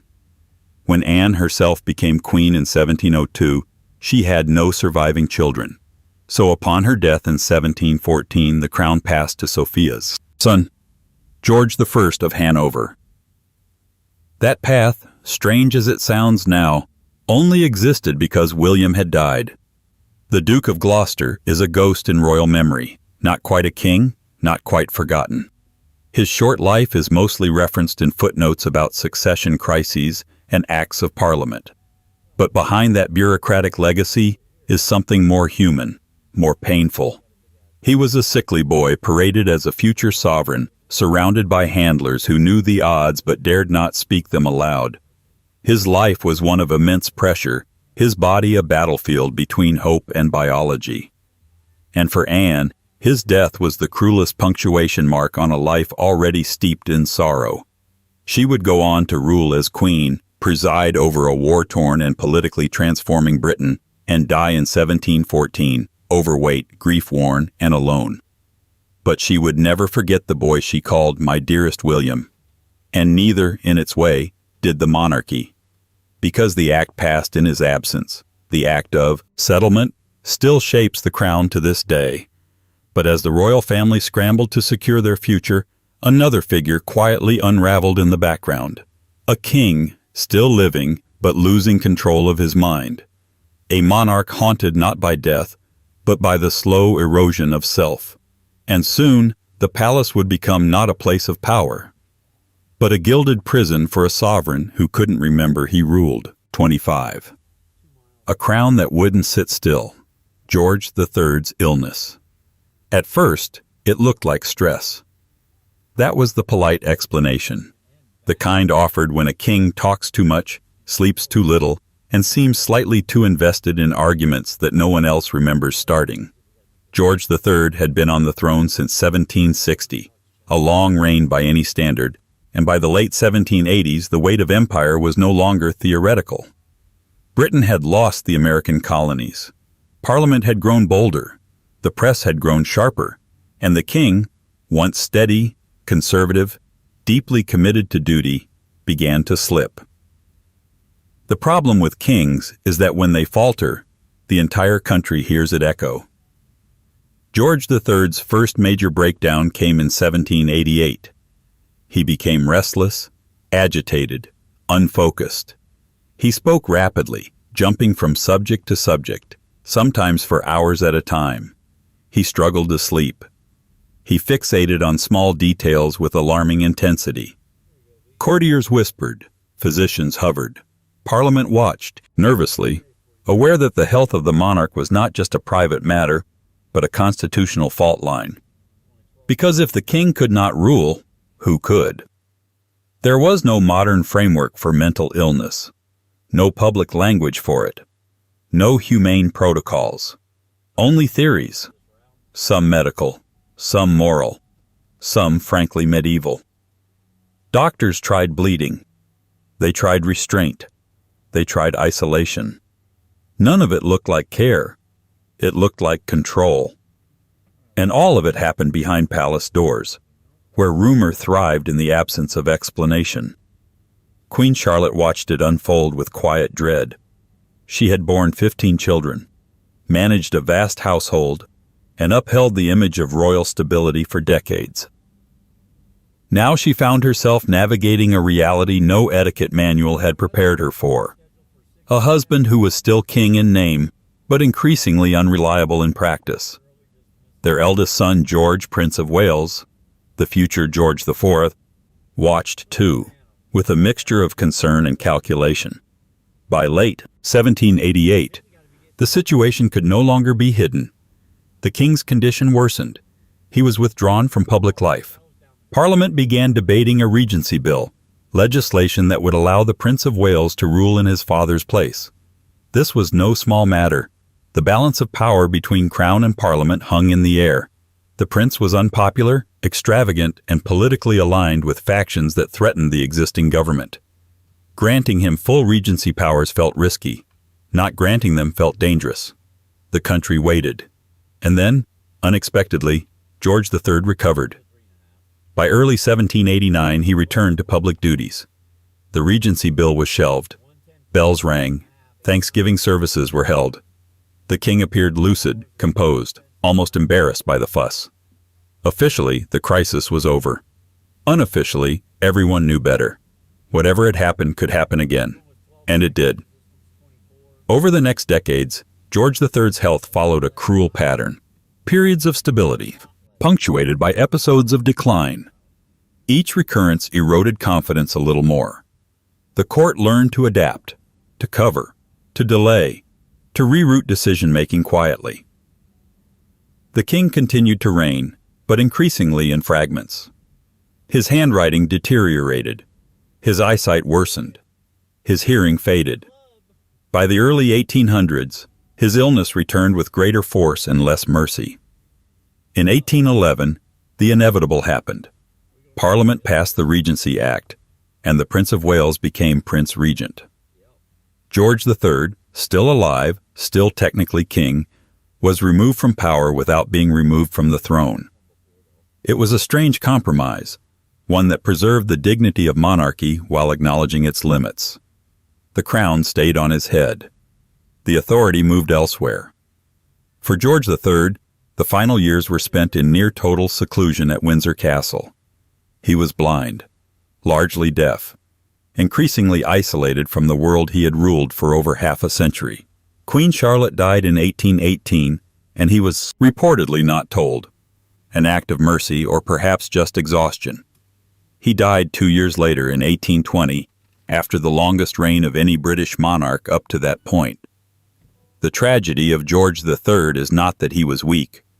It's that he lived long enough for the weakness to become visible. History has often been unkind to him. He's remembered as the king who lost America, the monarch who went mad, the symbol of decline before reform. But that framing misses the deeper human cost. This was a man who believed profoundly in duty, in moral order, in the sacred responsibility of kingship. To lose control of one's own mind under that belief system is not just illness, it's humiliation, and it reshaped the monarchy. George III's illness forced Britain to confront a truth it had long avoided. Kings are not invincible. They are not infallible, and sometimes they cannot rule, even if they wear the crown. The Regency normalized the idea that sovereignty could be delegated, that monarchy could be managed, that the crown was no longer solely tied to the person who wore it. Those ideas would have consequences, because the man who ruled in George III's place, the Prince Regent, was about to inherit the throne outright, and he would bring with him scandal, excess, and a royal tragedy that would stun the nation. It would involve a young woman beloved by the public, a childbirth gone wrong, and the sudden erasure of a future queen, just as the monarchy thought it had finally learned how to survive. 26. The princess who should have been queen, Charlotte of Wales. In a monarchy built on certainty, who rules, who inherits, who waits, Princess Charlotte of Wales was a rare thing. Hope. Born on 7 January 1796, the only child of George, Prince of Wales, later George IV, and Caroline of Brunswick, she was born into royal dysfunction, but bloomed into a figure the public genuinely loved. England had watched enough royal drama by then to be skeptical of thrones. But Charlotte felt different. She was young, intelligent, spirited, and human in a way that her family rarely managed to be. She looked like the future, and for a brief moment, she almost was. Charlotte's childhood was shaped not by the coziness of a royal nursery, but by parental warfare. Her father and mother's marriage was toxic almost from the first handshake. They separated soon after her birth, and their mutual loathing was both public and sustained. Charlotte was raised largely apart from both of them, passed between tutors, guardians, and factions within the palace, who each had an agenda to project onto her small shoulders. Her father, the Prince of Wales, was deeply involved in court politics, image-obsessed, and burdened by debts, mistresses, and reputation problems. Her mother, Caroline, was unpredictable and frequently at odds with the court. Charlotte, navigating this storm of dysfunction, developed a stubbornness that would become both her armor and her defining trait. As she entered adolescence, she became something else too, a symbol. The monarchy under George III was aging. The Regency era had dawned, with her father effectively running the country, and the nation was tired of scandal and spectacle. Charlotte, poised and publicly adored, looked like a clean break. She represented the possibility of a new kind of royal, principled, modern, and relatable. If her father was a cautionary tale, she might be the redemption arc. Naturally, that meant her marriage had to be perfect. Suitors were lined up. International alliances were considered. The usual dynastic calculations were made. But Charlotte resisted most of the options. She didn't want to be shipped off to the continent or tied to a man she didn't trust. Eventually, she met Prince Leopold of Saxe-Coburg-Saalfeld, a minor German prince with no significant power or territory, but a seriousness and kindness that won her over. Against some resistance from her father, she married Leopold in May 1816. The wedding was modest by royal standards but widely celebrated. The public, long starved of royal romance untainted by scandal, embraced the couple as a fairy tale. And for once, it was almost true. Their marriage was close, affectionate, and by all accounts, real. By early 1817, Charlotte was pregnant. The anticipation was national. The press followed updates with breathless optimism. Pamphlets speculated about the child's sex. Baby clothes were prepared. England was readying itself for a future monarch born of a marriage it had chosen to believe in. But on 5 November 1817, after a lengthy labor, Charlotte delivered a stillborn son. The country held its breath, waiting for word that at least the mother had survived. But by the early hours of 6 November, she too was dead, most likely from postpartum complications worsened by exhaustion and blood loss. She was 21 years old. The reaction was unprecedented. Public mourning spread like wildfire. Businesses closed. Church bells tolled. Even hardened political critics expressed grief. People wept openly in the streets. Poets wrote laments. Painters captured her final moments. It was as though the entire country had lost a daughter, a sister, a future queen. And in a way, it had. Her husband Leopold was inconsolable. He locked himself away, refusing most public appearances. He never remarried during Charlotte's lifetime and wore mourning for the rest of his life. His personal devastation would eventually push him into politics. He later became the first king of Belgium, but he carried the wound with him always. Charlotte's death wasn't just a personal tragedy, it was a dynastic earthquake. With no surviving legitimate heirs from George III's sons, the succession crisis reached a boiling point. Parliament nudged the remaining unmarried royal dukes into a frenzy of matchmaking. The goal was now simple and urgent: produce an heir. One of those rushed marriages would produce Queen Victoria. But Charlotte was the road not taken, the queen who never was. Her image remained frozen in youthful optimism, untouched by the compromises of rule or the decay of monarchy. And for decades after her death, she was remembered as a might-have-been monarch, the one who could have redefined what a royal looked like. 27. A royal childhood in chains, princes in confinement of the 19th century. They were born into gold-leafed rooms, with nurses in starched linen and tutors in powdered wigs. They had titles before they had teeth. But for many royal children in the 19th century, especially the boys, the greatest luxury was the one they were least likely to receive: freedom. This wasn't the kind of freedom you could legislate or decorate with a crest. It was the everyday, invisible kind. The kind that lets a child fall without fear, that lets them speak without rehearsing, that lets them grow into something slightly unpredictable. But the royal playbook had no patience for unpredictability. By the mid-1800s, royal parenting had become a kind of controlled experiment, designed less to nurture than to shape, and preferably into something bulletproof. We tend to think of monarchy as spectacle, the parades, the portraits, the proclamations. But inside the palace walls, a quieter, more unsettling regime was playing out. One that left more than one royal child emotionally caged long before they ever learned to walk in a crown. Queen Victoria and Prince Albert were the architects of this system. To the public, they were moral exemplars, a model of virtue and order in an age defined by industrial chaos. They believed in family, they believed in structure, and above all, they believed in control. Their own 9 children were raised under an astonishingly strict code of behavior and discipline. Albert, in particular, saw childhood not as a time of innocent development, but as a formative battleground where character was to be forged under pressure. The result was a nursery that operated more like a military training camp than a family room. The royal children had set wake-up times, regimented exercise, and hour-by-hour educational schedules.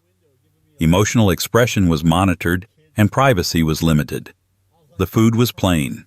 The punishments were silent. Even toys were filtered for moral appropriateness. The young princes and princesses were not allowed to attend the balls or frivolities of court life until deemed mature enough, and even then, only as observers, not participants. Prince Edward, the future Edward VII, bore the brunt of this system. From the start, he was judged a disappointment. He wasn't as quick-witted as his elder sister Vicky, nor as serious as Albert demanded. He liked games. He liked jokes. He liked things his father considered useless. Albert's solution was to increase the pressure. Edward was tutored harshly, often berated for laziness or inadequacy.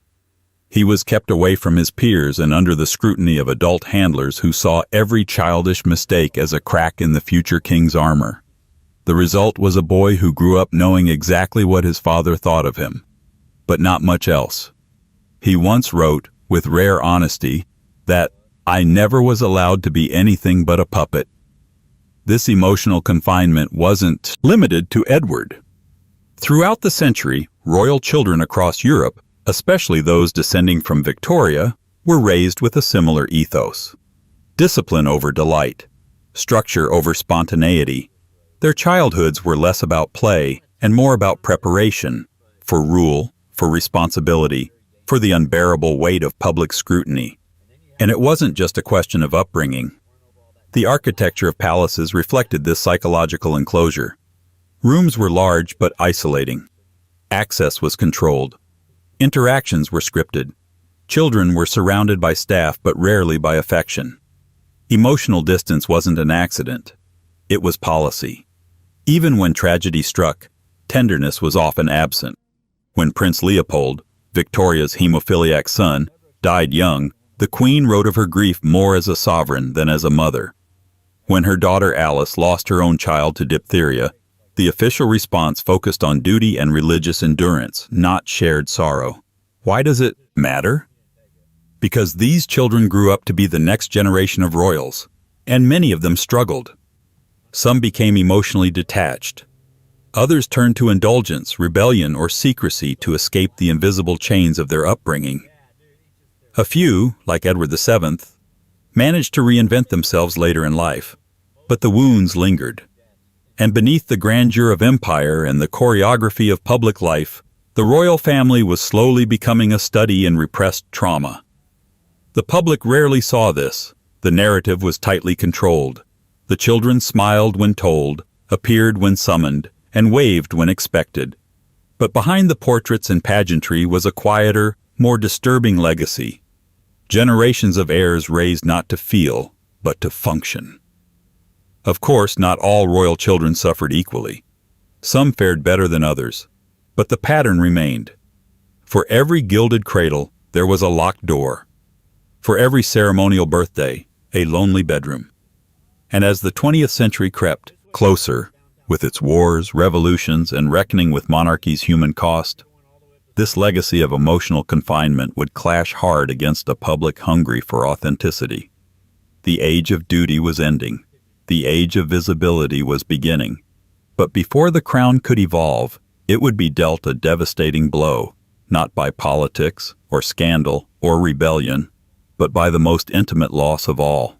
A queen would lose her anchor, and an empire would watch as the most powerful woman in the world was brought low by the quiet, ordinary devastation of a husband's final breath. 28. The Queen's Great Grief. Death of Prince Albert. For the public, Queen Victoria seemed unshakable. A woman in black velvet, a national matriarch, a fixture so permanent that time itself appeared to bend around her. She was not merely queen, she was the queen. But behind the iron iconography, behind the portraits and the parliamentary addresses, Victoria was something far simpler, far more ordinary, and ultimately far more vulnerable. A woman in love.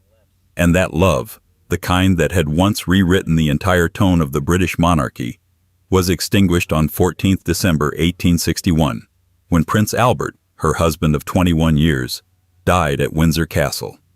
He was 42. She would never truly recover. Their marriage had been, in many ways, a political arrangement. Two first cousins paired for dynastic convenience. But it quickly became something deeper.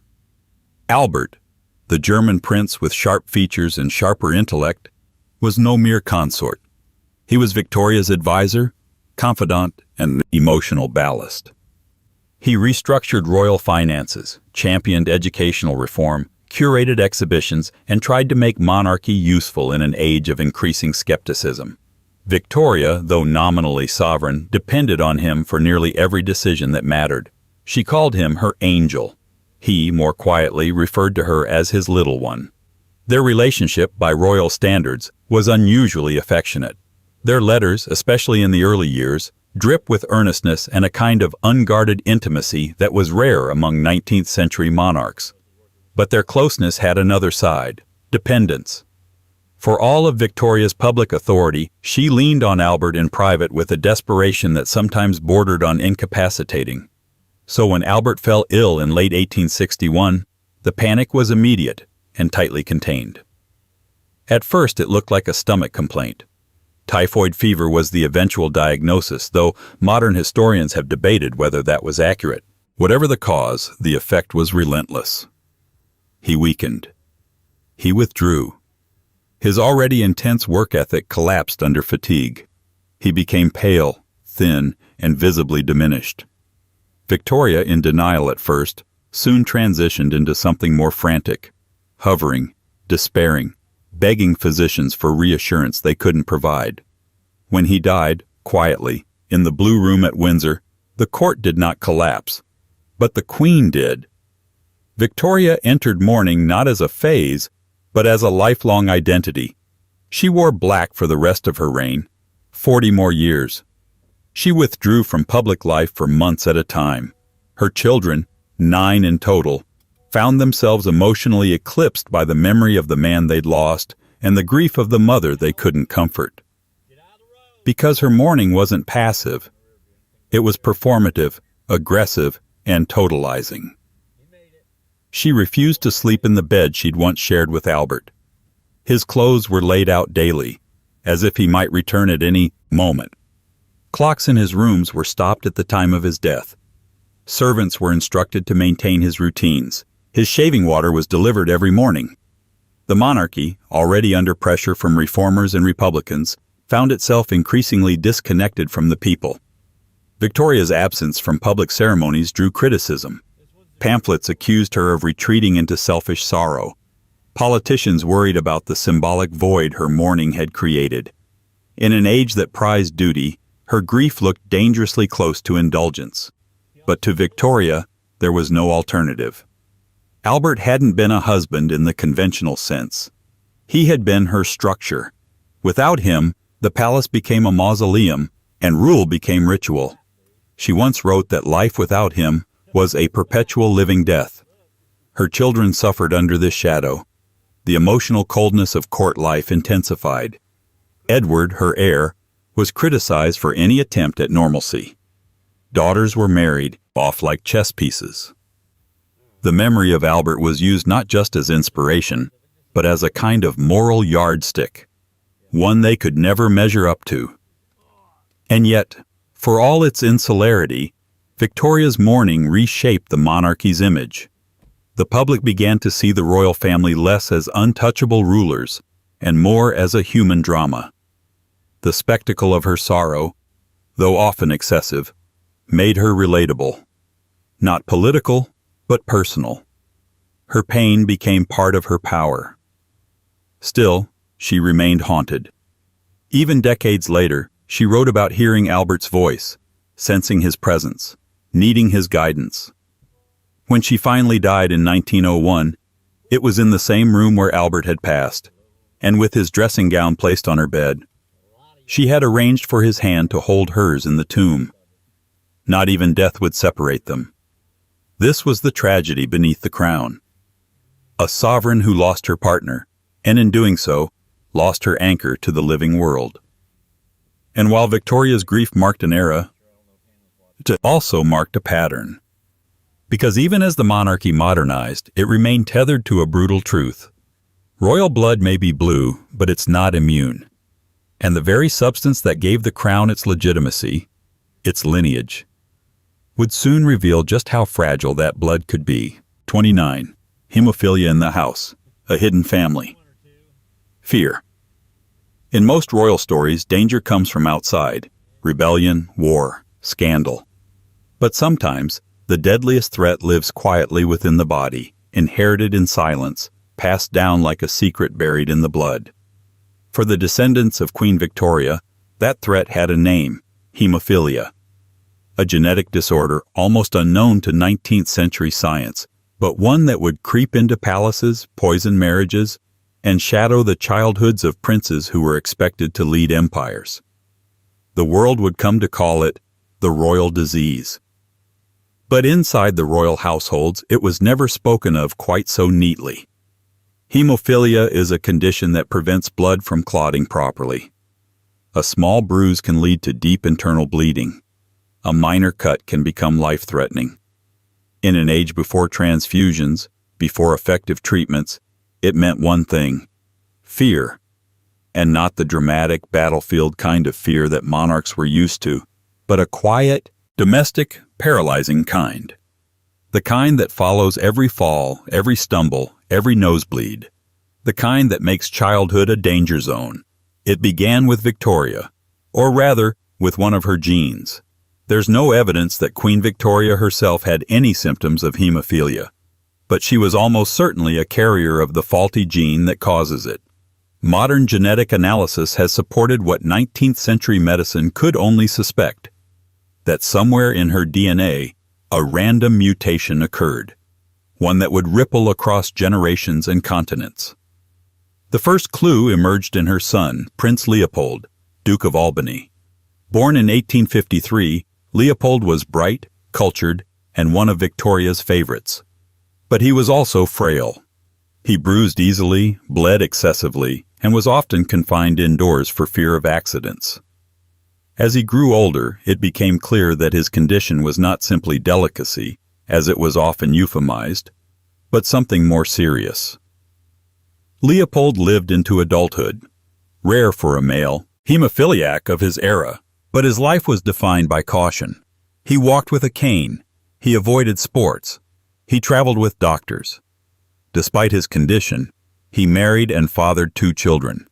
But in 1884, at the age of 30, he slipped on a staircase during a trip to France.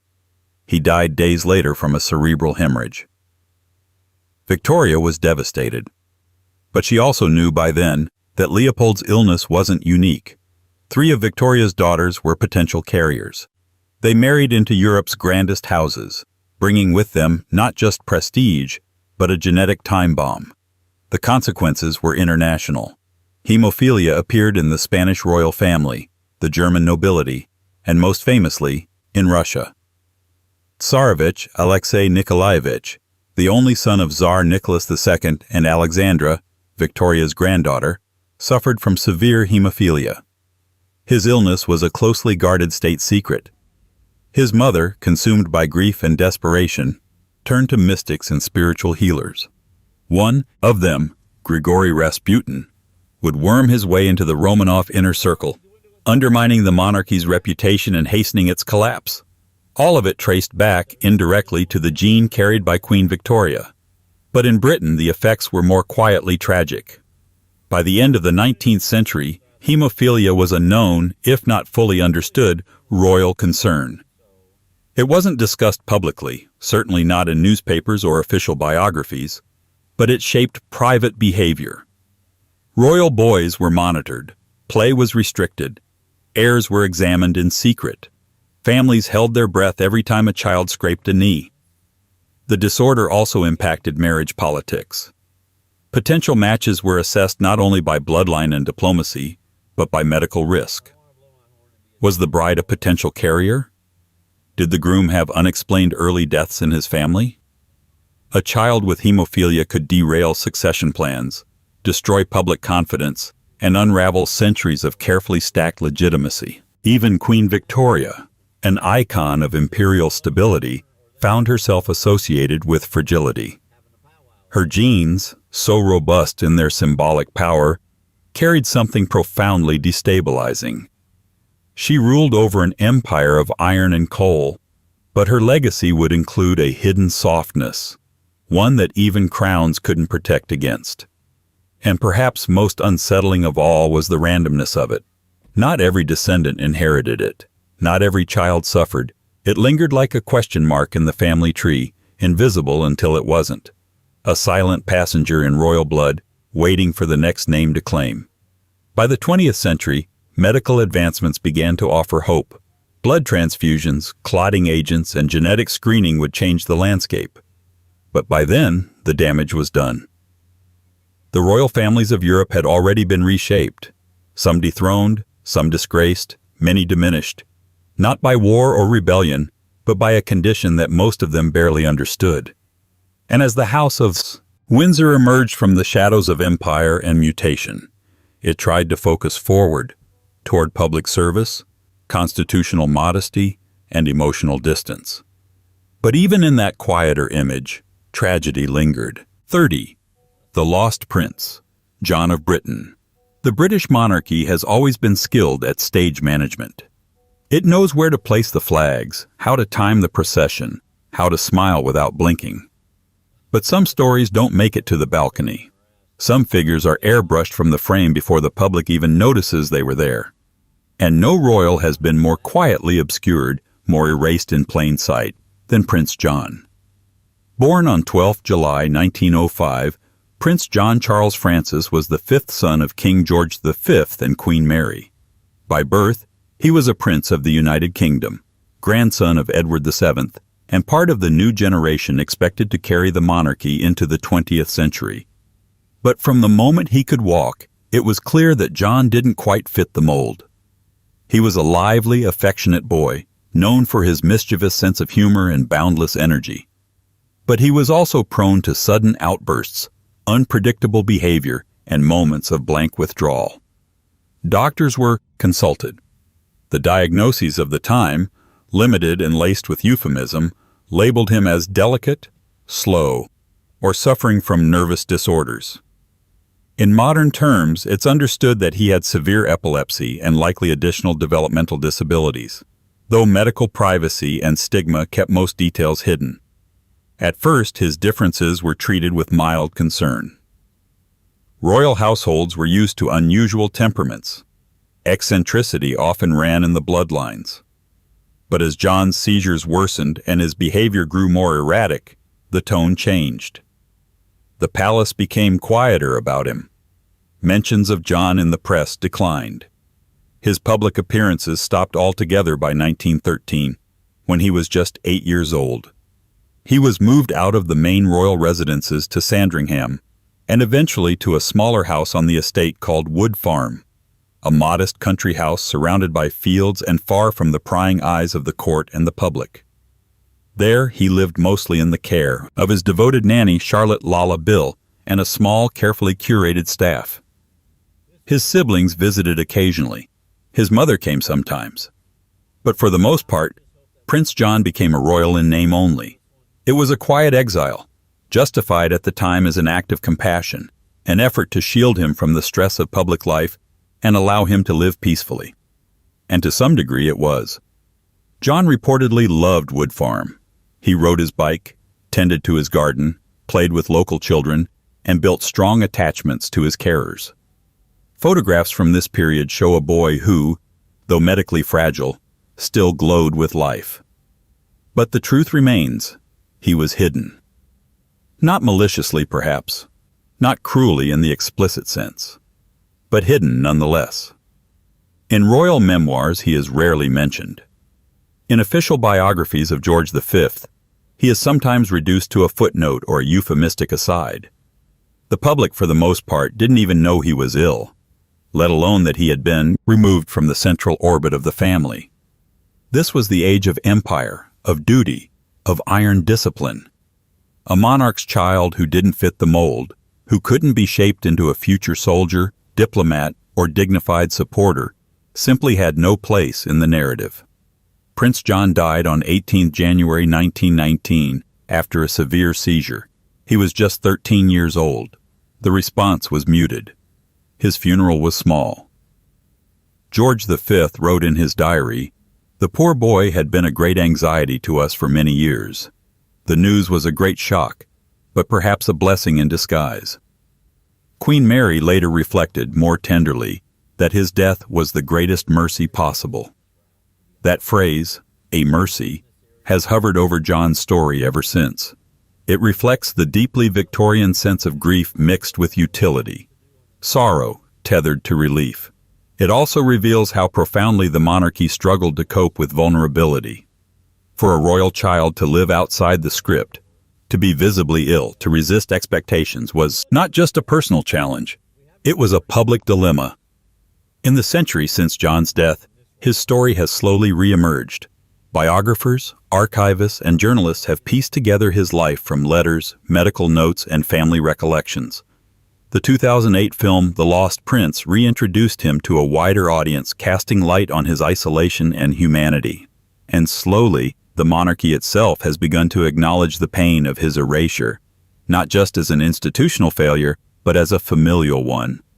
John's legacy is now part of a broader reckoning within royal history, a growing awareness that the human cost of preserving a perfect image has often been paid in silence.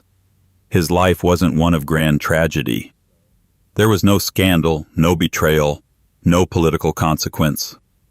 Just a boy born into a system that didn't know what to do with him. And maybe that's what makes his story so quietly devastating. Because even as Britain marched toward modernity with new monarchs, new media, new expectations, the crown still hadn't learned how to carry its most fragile members.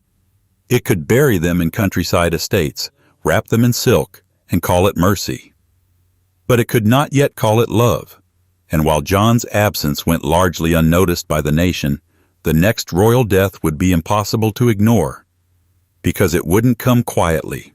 It would strike down an heir, a handsome, promising young man, with all the right titles and all the wrong timing. And for a brief, breathless moment, it would seem the crown itself had no future at all. 31. The Heir Who Never Reigned, Duke of Clarence. History loves a king who almost was, a face framed in the fog of succession, a name that lingers just long enough to be remembered, but never long enough to be worn into the throne. Prince Albert Victor, Duke of Clarence and Avondale, was one such figure. The eldest son of Edward, Prince of Wales, later Edward VII, and the grandson of Queen Victoria. He was born into a destiny so meticulously planned that the mere suggestion of deviation could send ripples through an empire. But fate, as always, had its own agenda. And Albert Victor, despite his lineage, his titles, and the weight of expectation that trailed behind him like a ceremonial cloak, would never wear the crown he was born to inherit. He was born in 1864 at Frogmore House, Windsor, into a royal family that was still recalibrating its image after decades of mourning and moral tightrope walking under Queen Victoria. His arrival was greeted with enthusiasm. The monarchy needed fresh faces, fresh airs, fresh hope. And with his soft features and pale eyes, he looked every bit the Victorian ideal of a prince. But from the beginning, questions hovered over him. Not about his right to rule, but about his ability to. Even as a child, Albert Victor was quiet, detached. There were whispers that he was slow to grasp his lessons, that his tutors found him distracted and sometimes hard to engage. Some blamed his upbringing. His early childhood had been spent largely abroad in Malta and later at Sandringham, away from the court's core intellectual circles. Others looked to genetics. Victoria's bloodline was famously complicated, carrying with it both brilliance and brittleness in unpredictable measure. By adolescence, it was clear that Albert Victor was not destined to be a scholar. He passed through Cambridge with little distinction. His time in the army was equally unremarkable. He showed little interest in politics, administration, or the intricate protocols of monarchy. He was polite, gentle, and by many accounts kind. But none of those qualities reassured those watching for signs of a future ruler. Still, he was the heir, and heirs must marry. By the late 1880s, as he entered his mid-20s, the court began seeking an appropriate match. A future queen had to be chosen, one who could balance the prince's perceived weaknesses with charm, intellect, and steady ambition. In 1891, a solution emerged. Princess Mary of Teck. She was poised, well-educated, and from a noble family with both British and German ties. The engagement was announced with cautious optimism. The monarchy, ever careful, hoped that a solid marriage would ground Albert Victor and produce heirs of stronger constitution. They never made it to the altar. In December 1891, Albert Victor contracted influenza during a pandemic that was sweeping across Europe. His condition worsened rapidly. Pneumonia set in. The prince, always delicate, simply couldn't fight it. On 14th January 1892, at Sandringham House, he died. He was 28 years old. The shock was immediate and national. For all his flaws, Albert Victor had been the future, at least on paper. His death triggered a crisis of succession planning and a flood of public mourning. The Queen, still the aging anchor of the Victorian world, was devastated. His parents, especially Edward, the Prince of Wales, were reportedly broken. The court entered deep mourning, and thousands of citizens sent letters of condolence, many of them filled with the kind of projected affection that the prince himself had rarely stirred in life. His fiancée, Princess Mary, became a particular focus of public sympathy. She had been poised to become queen, and instead found herself mourning a man she barely had time to know. But duty, ever persistent, reasserted itself. 2 years later, she married Albert Victor's younger brother, Prince George, who would become George V. The succession had shifted. The monarchy had recalibrated. The show would go on. But the shadow of Albert Victor didn't entirely fade. In later years, speculative biographies would cast him as a tragic figure, misunderstood, possibly neurodivergent, or simply unsuited to the life imposed upon him. Others took darker liberties, linking him, without credible evidence, to Victorian scandals and conspiracy theories. The most infamous of these involved attempts to associate him with the Jack the Ripper murders, an accusation rooted more in Gothic imagination than fact. But it stuck, as myths often do, precisely because his life was so incomplete, so void of defining events, that people felt compelled to fill in the gaps. What remains beneath the folklore and speculation is something more quietly tragic. A young man who was expected to be everything, and who lived just long enough for the world to realize he might be nothing of the kind. Not a villain, not a hero, just a prince who didn't quite fit the mold, and who died before anyone could figure out what to do about it. And the monarchy, as always, moved on. His brother George would become king. Princess Mary would become queen. The crown passed cleanly from generation to generation.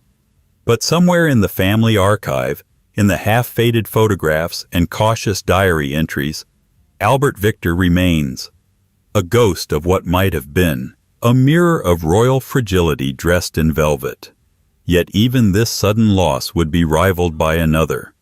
Because while Albert Victor died on land, with family nearby and court protocol ready to cushion the blow, the next royal tragedy would strike from the sky, swift, public, and brutally modern. It would be wartime. It would involve a plane, a prince, and a cliffside. And the monarchy would learn, again, that titles can't keep gravity at bay. 32. A royal death in wartime skies. The Duke of Kent. By the time the Second World War broke out, the British royal family had perfected a delicate dance between symbolism and survival. Their presence needed to feel stable yet modern, engaged yet untouchable. King George VI, despite his quiet nature and private struggles, had become a wartime figurehead, reluctantly heroic, steady under pressure, a walking counterbalance to the chaos around him. His younger brother, Prince George, Duke of Kent, occupied a different, more precarious role. Not the king, not the heir, but still burdened with royal duty. And in August 1942, in the cold air above northern Scotland, that duty ended abruptly. Prince George wasn't the kind of royal history tends to remember easily. Born in 1902, the fifth child of King George V and Queen Mary, he was never meant to be central, but his life, while less publicly scrutinized than his elder brothers, unfolded along fascinatingly complex lines. Charming, intelligent, and artistically inclined, George was often considered the most modern of his siblings. He studied at Cambridge, served in the Royal Navy and the Civil Service, and was deeply interested in aviation and communication, new technologies that promised to reshape not just warfare, but monarchy itself. To the public, he was glamorous, well-dressed, socially confident, and often photographed in uniform or with his stylish wife, Princess Marina of Greece and Denmark. Their 1934 wedding had been a rare royal affair that genuinely captivated public imagination. Together, they represented a certain kind of interwar ideal, continental elegance mixed with British reserve. But beneath the polish, there was pressure. George was a prince of the post-Victorian world, a world that had already seen one war and was now spiraling into another. The second son, Albert, later George VI, had inherited the crown unexpectedly after Edward VIII's abdication. That left George of Kent in a strange space. Not the monarch, but still expected to serve, to represent, and to sacrifice. As the war intensified, so did the expectations. In 1940, George rejoined the Royal Air Force. His appointment as a staff officer was largely ceremonial, but he was involved in welfare work, morale-boosting visits, and operational briefings. Importantly, he became the first royal family member in modern British history to die on active military duty. On 25 August 1942, Prince George boarded a short Sunderland flying boat from RAF Invergordon, bound for Iceland. The exact purpose of the flight remains somewhat mysterious even now. Some reports say it was a morale-boosting visit to British forces. Others suggest more confidential government business, possibly involving his role in intelligence or diplomacy. The details are vague, perhaps intentionally. What's known is this: the plane never made it. It crashed into a hillside near Dunbeath in Caithness, Scotland, killing 14 of the 15 people on board. Prince George was among the dead. The only survivor, Flight Sergeant Andrew Jack, later described confusion during the final moments. The cause of the crash was officially ruled pilot error. The aircraft had deviated from its planned route, descending too low in poor visibility. But questions lingered. Why was the prince on that specific flight? Why had the crew, experienced and trusted, made such a fatal error? Why were elements of the flight still shrouded in official silence decades later? The speculation has never fully subsided. Some accounts allege that Prince George himself may have taken the controls at some point, perhaps recklessly. Others suggest the mission had a more covert aspect that the official version downplays. Theories range from plausible to outlandish, but what remains consistent is the abruptness and the opacity of the tragedy. His funeral was quiet, wartime subdued. The country was too deep in its own collective trauma to fully process the death of a royal not in direct line for the throne. And yet, for the family, it was another rupture. His wife, Princess Marina, was left to raise their 3 children alone. Their youngest, Prince Michael of Kent, was not yet a year old. King George VI reportedly took the loss hard. It reminded him not just of familial love, but of the thin line between ceremonial safety and actual risk. Prince George's death marked a transition in how the monarchy interfaced with national service. It demonstrated, at least symbolically, that royalty was not immune to wartime sacrifice. He wasn't just waving from a balcony, he was in uniform, in the air, and ultimately in the ground with everyone else. The idea of a working royal took on a deeper meaning, even as the full truth of the mission was folded neatly into wartime secrecy. Yet his absence left a peculiar gap in the family structure, a life full of potential, halted mid-flight, with no space for legacy building or public reflection. His memory became archival, not mythological, a tragedy noted but never truly explored. And perhaps that's fitting, because the next royal death wouldn't allow for mystery. It wouldn't permit ambiguity or state-managed silence. It would happen in the brightest glare of the modern media age, and it would break something no crown could easily fix, the illusion that the monarchy could ever again remain emotionally distant from the people it ruled. Because the next tragedy wouldn't be clipped into a footnote. It would be broadcast, printed, replayed, and dissected. Not in the shadow of a hill, but beneath the tunnel lights of Paris. And it would change the royal family forever. 33. The People's Princess. Death of Diana. There are moments in royal history that unfold like prophecy, where fate seems to have taken dictation from a tabloid headline. The death of Diana, Princess of Wales, was one such moment. It was surreal in its immediacy, operatic in its emotion, and shatteringly real in its consequence. But more than anything, it was a tragedy designed for the modern age, one that broke the carefully rehearsed emotional distance of monarchy and demanded something the crown had rarely been asked for: grief that looked like love. Diana Spencer had entered the royal frame as a question mark. Young, aristocratic, photogenic, yes, but hardly a known quantity. Her engagement to Prince Charles in 1981 felt like the safe choice. The right lineage, the right age, the right timing. But very quickly, it became clear that Diana was not going to fit quietly into the royal machinery.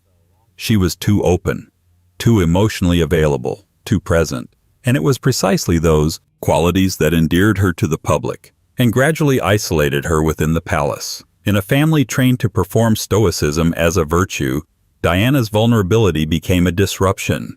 She held the hands of AIDS patients. She hugged crying children in refugee camps. She wept in front of cameras and admitted that she was struggling. She made eye contact. And worse, she meant it. For the monarchy, this was unprecedented. For the people, it was irresistible. The friction between Diana and the royal institution only deepened through the 1990s. Her separation from Charles in 1992 and their eventual divorce in 1996 played out like a Shakespearean psychodrama filmed on a rolling news cycle. There were interviews, there were insinuations, there were landmines of implication left in every paragraph of press coverage. But even as the scandal fatigue set in, one thing remained constant. The public adored her. She wasn't royalty in the traditional sense. She wasn't composed. She wasn't obedient. She wasn't above the fray. She was human. And in the end, that humanity made her beloved, and it made her vulnerable. On the night of 31st August 1997 in Paris, Diana's car crashed in the Pont de l'Alma tunnel while being pursued by paparazzi. She died a few hours later in hospital. The news broke across time zones like a tremor. People didn't believe it at first. They couldn't. She had been spotted hours before leaving a hotel, laughing, breathing. The response was immediate and global. Mourning poured out from every direction. Floral tributes filled the gates of Kensington Palace like floodwater. Television anchors struggled to maintain composure. Grown men cried on camera. It wasn't just the death of a princess. It was the death of something more abstract and fragile. The idea that empathy and royalty could safely coexist. For a few days, the monarchy froze, literally and emotionally. Queen Elizabeth II remained at Balmoral with Princes William and Harry, shielding her grandsons from the media hurricane while being criticized for her silence. The newspapers turned. "Where is the Queen?" became the unspoken, and then very spoken question. The family's instinct to grieve in private clashed violently with the public's demand for something rawer, louder, more visible. Eventually, the Queen did respond. A televised address, a walk among the flowers, a flag flown at half-mast over Buckingham Palace. But the damage was done. The moment had revealed a tectonic shift in public expectation. The British people no longer wanted their monarchy to be above feeling. They wanted it to feel with them. Diana had, in life, blurred that line. In death, she erased it. The funeral on 6 September 1997 was watched by an estimated 2.5 billion people. Elton John performed a rewritten version of Candle in the Wind. Diana's brother, Earl Spencer, delivered a speech laced with subtle rebuke of the royal family and the press. But it was the sight of her two sons, young, bewildered, walking behind her coffin in front of a watching world, that etched itself into the global psyche. And from that moment, the royal family could never go back to the way things were. The institution that had once hidden its children behind nursery doors, that had veiled its grief in black lace and protocol, now had to evolve, or risk irrelevance. Diana's death didn't end the monarchy, but it cracked its surface wide enough for something new to grow. A new generation, William and Harry, would emerge shaped by her memory, haunted by her absence, and driven by a different kind of royal mission, not just to reign, but to relate. And yet, for all the modernity Diana brought to the royal narrative, her story still ended with the oldest of royal themes: vulnerability in plain sight, empathy mistaken for weakness, and a figure beloved more in death than she had ever been allowed to be in life. She was called the People's Princess. But in the end, she was still a royal tragedy. A reminder that no matter how gilded the cage, some birds were born to fly too close to the cameras and too close to the flame. Because if there's one thing history has taught us about the British royal family, from Corfe Castle to the Paris Tunnel, it's this: the crown may carry weight, but it rarely carries warmth. And when it does, it doesn't carry it for long.